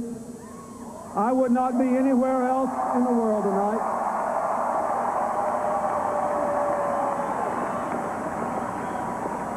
In front of this wonderful old Capitol that has seen so much of my own life and our state's history, I thank you for staying with me so long, for never giving up, for always knowing that we could do better.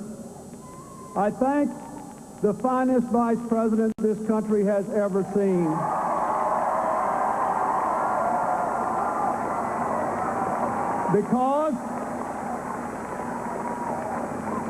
Because of Al Gore, we have a stronger and more secure relationship with the democratic Russia. We are exploring the wonders of new technologies for the benefit of America. We are protecting our environment, and we have reinvented America's government so that it does more with less, thanks to his leadership. It is a legacy unique in the history of this republic.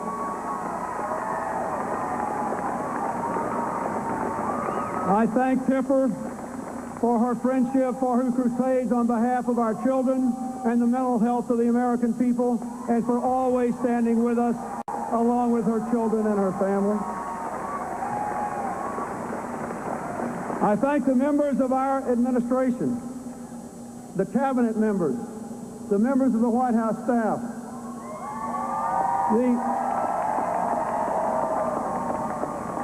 I thank all those who are part of the permanent service to the President at the White House and the medical staff. I thank especially my Secret Service detail that has been so challenged by a president determined not to be isolated from the American people.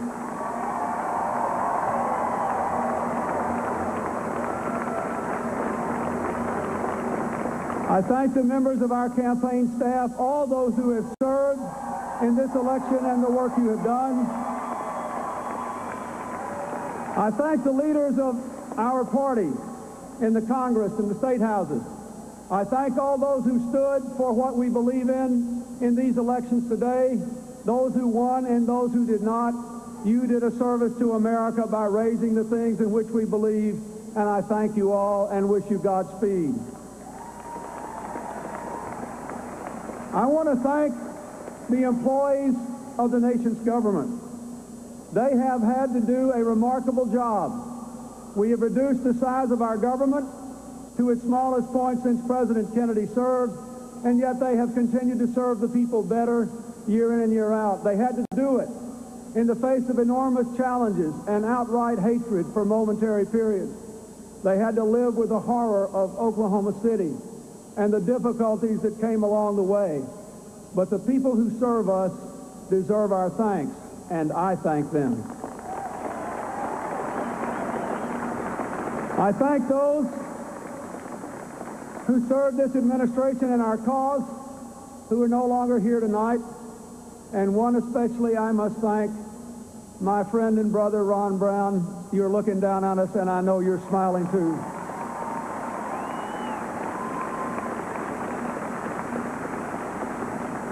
On a purely personal note, I must thank my pastor, Rex Horn, who prayed with me before I came out here tonight, and all the ministers and people of God who prayed for me and with me over these last 4 years. There were a few especially, and they know who they are, who came to the White House time after time in good times and bad. When the times were bad, they reminded me that God gave St. Paul a thorn in his flesh so he would not become exalted in his own eyes. And that certainly was not a problem for me in the bad times. When the times were good, they reminded me that humility is always in order in the presidency, for in this life we see through a glass darkly, and we cannot know the whole truth of our circumstances or the motives of those who oppose us. I thank them all for bringing me closer to God and to the eternal wisdom without which a president cannot serve.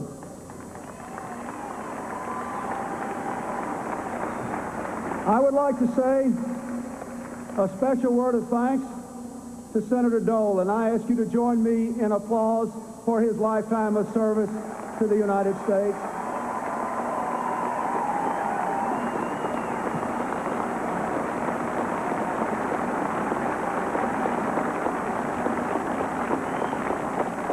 And I thank Jack Kemp for his service to America and his devotion to the proposition that this is a country in which everyone should have a chance to live free and equal and to have a chance of success.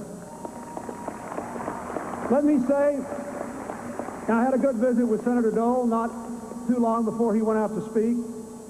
I thanked him for his love of our country, for his years of service. I applauded the campaign that he fought so bravely to the very last minute. I thanked him for the work we did together to advance the common cause of America. And on behalf of all Americans, I wish him well and Godspeed. 4 years ago, on these very steps, we set forth on a journey to change the course of America for the better, to keep the American dream alive for everyone willing to work for it, to keep America the world's strongest force for peace and freedom and prosperity, to come together as one American community. The time was one of widespread frustration and doubt about our economic and social problems, about our ability to deal with the vast sweep of change that was all around us. The scope and pace of those changes were threatening to many, and our values seemed to be under attack on all sides. But together, you and I vowed to turn our country around with a strategy to meet our challenges and protect our values. Opportunity for all, responsibility from all, an American community of all Americans. We have worked hard to end the politics of who's to blame and instead to ask, what are we going to do to make America better? Tonight we proclaim that the vital American center is alive and well. It is the common ground on which we have made our progress. Today our economy is stronger, our streets are safer, our environment is cleaner, the world is more secure, and thank God our nation is more united. To all the men and women across this country who have created our jobs, taught our children, patrolled our streets, and kept America safe throughout our world, I say America's success is your success. This victory is your victory. I thank you from the bottom of my heart.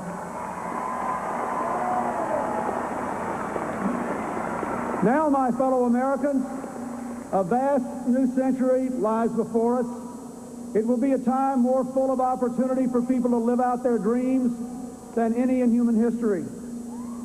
We have committed this night to continuing our journey, to doing the hard work that will build our bridge to the 21st century, to give the young people here and those all across America the America they deserve, and their children and their children's children. But we have work to do. We have work to do to keep our economy growing steady and strong by balancing the budget while we honor our duties to our families, our parents, and our children, and our duty to pass on to our children the earth God gave us. We have work to do to give all of our children the gift of an education, to make sure every 8-year-old can read, every 12-year-old can log on to the internet, and yes, every single 18-year-old in this country willing to work for it can have a college education. We have work to do to make the permanent underclass in this country a thing of the past, to lift our fellow citizens who are poor from the degradation of welfare dependency to the pride and dignity of work. We have work to do to strengthen our families, to help our parents succeed at home and at work, to keep our children safe from harm in their schools, their streets, their homes, and their communities, to clean up our environment so that our children grow up next to parks, not poison, to tell them that drugs are wrong and illegal and they can kill them, to teach them right from wrong. My fellow Americans, I will do all I can to advance these causes, but all our citizens must do their part to continue the upsurge of personal responsibility that in the last 4 years has brought crime to a 10-year low, child support collections to an all-time high, and reduced the welfare rolls. Will you help me do that? We must do it together. We must make our democracy stronger by enacting real bipartisan campaign finance reform. Talk is no longer enough. We must act and act now, and the American people will be watching the leaders of both parties to see who is willing not just to talk, but to act. I am willing to act, and I ask others to join me.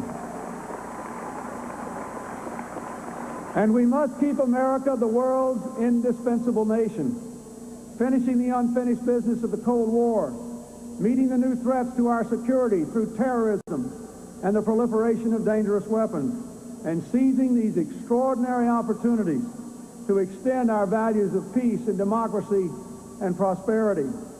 Every American here tonight and every American within the sound of my voice can take pride in the fact that in these last few years, for the first time in all of human history, a majority of the human beings living on this globe live under democracies where the people rule. The challenges we face, they're not Democratic or Republican challenges, they're American challenges. What we know from the budget battles of the last 2 years and from the remarkable success of the last few weeks of this Congress is the lesson we have learned for the last 220 years. What we have achieved as Americans of lasting good, we have achieved by working together. So let me say to the leaders of my Democratic Party and the leaders of the Republican Party, it is time to put country ahead of party. We do not know the final outcome of the congressional elections, but we know this: the races are close. The American people have been closely divided. The Congress, whatever happens, will be closely divided.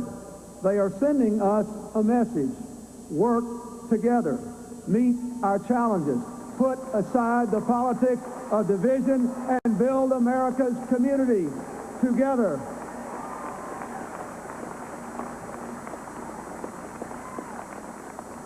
On this beautiful night, when we have shared so much joy and so much music and so much laughter and so much pride, it is hard for me to believe that it was 23 years ago when I first began to go to the people of Arkansas to ask for their support. The most lasting and important thing that I have learned in all those 23 fleeting years is this: when we are divided, we defeat ourselves. But when we join our hands and build our families and our communities and our country, America always wins. What we need to do is to do the work of America the way we seek to do the work of raising our children and doing our work and supporting our religious institutions and our community institutions. If we would simply be Americans the way we seek to live in all of our other roles, there is no stopping America. Our best days are still ahead. And so, I say, when we look into our hearts and simply ask what is right for the American people and the future of our children, when we set aside our differences and build on our shared values of faith and family and work, when we roll up our sleeves and work together, America always wins. And my fellow Americans, America is going to keep winning these next 4 years.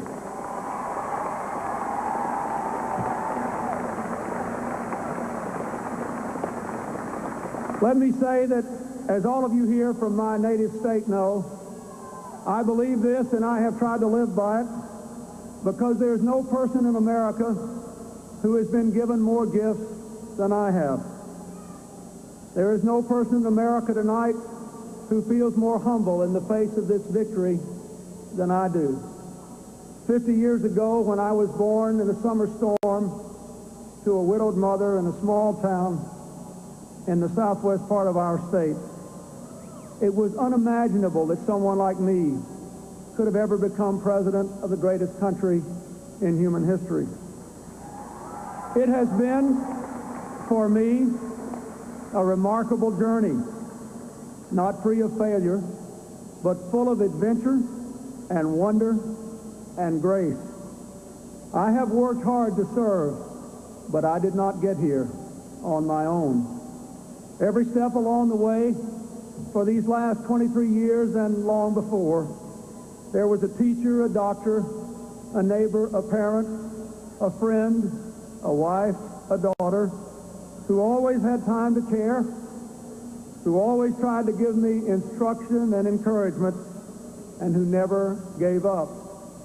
I got here tonight, my fellow Americans, because America gave me a chance. That is what all the children of America deserve.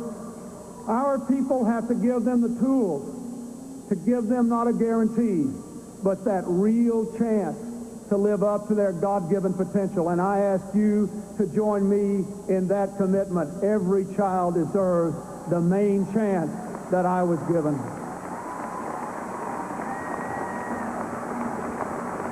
And so I say, again, let us resolve to run our country the way we tried to run our lives. Whether you are of the party of Thomas Jefferson or the party of Abraham Lincoln, whether you're an independent or unaffiliated, remember that we all belong to the greatest nation in history. To us, much has been given, and much is still expected. We must rise to the challenge of building that bridge to the 21st century. Tonight is a night for joy, not just for us here, but for all Americans.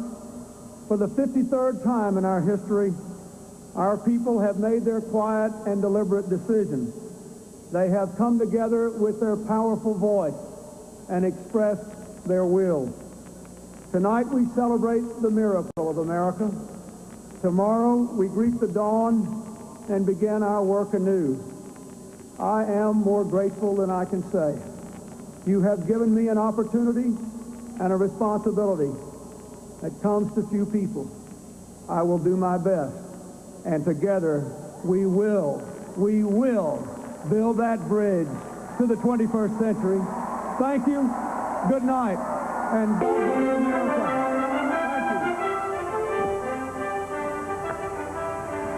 President Clinton, who now stands with 375 electoral votes, and that may or may not go up as the evening goes along, having become the first Democrat since Franklin Roosevelt to be elected to two full terms. Both his address tonight and that of Vice President Gore went on for a while. It isn't true that the president intended to thank every American who voted for him by name phonetically and alphabetically, but it may have seemed that way for a while. In Alaska, Bob Dole has carried that state's 3 electoral votes as expected. Arizona goes to President Clinton, 8 electoral votes there. First time since 1948 Arizona's voted for a Democrat. Clinton gets Arizona. Alaska Senate race, Senator Ted Stevens, as expected, gets a 5th term. And in the South Dakota Senate race, Representative Tim Johnson has defeated incumbent Republican Senator Larry Pressler. Those are among the late results. Wonderful scene as the Clintons savor their victory and triumph and watch the fireworks display. Our White House correspondent, Rita Braver. Well, Dan, you know, despite all of those fireworks, really, this was a night for gravity rather than a lot of jubilation. The president was really trying hard to reinforce this image that he has been so careful to nurture through the whole campaign, and that is that he is the person who puts the country ahead of party. You heard him reach out to Republicans to urge them to cast aside the politics of division, and I think that he is trying to get them to do that. Over and over again throughout this campaign, he talked about unity, about common ground, tried to convince Americans that, in fact, he was the person who had the ability to cope with the country's problems. He has been absolutely enchanted with this idea of being the person to take the country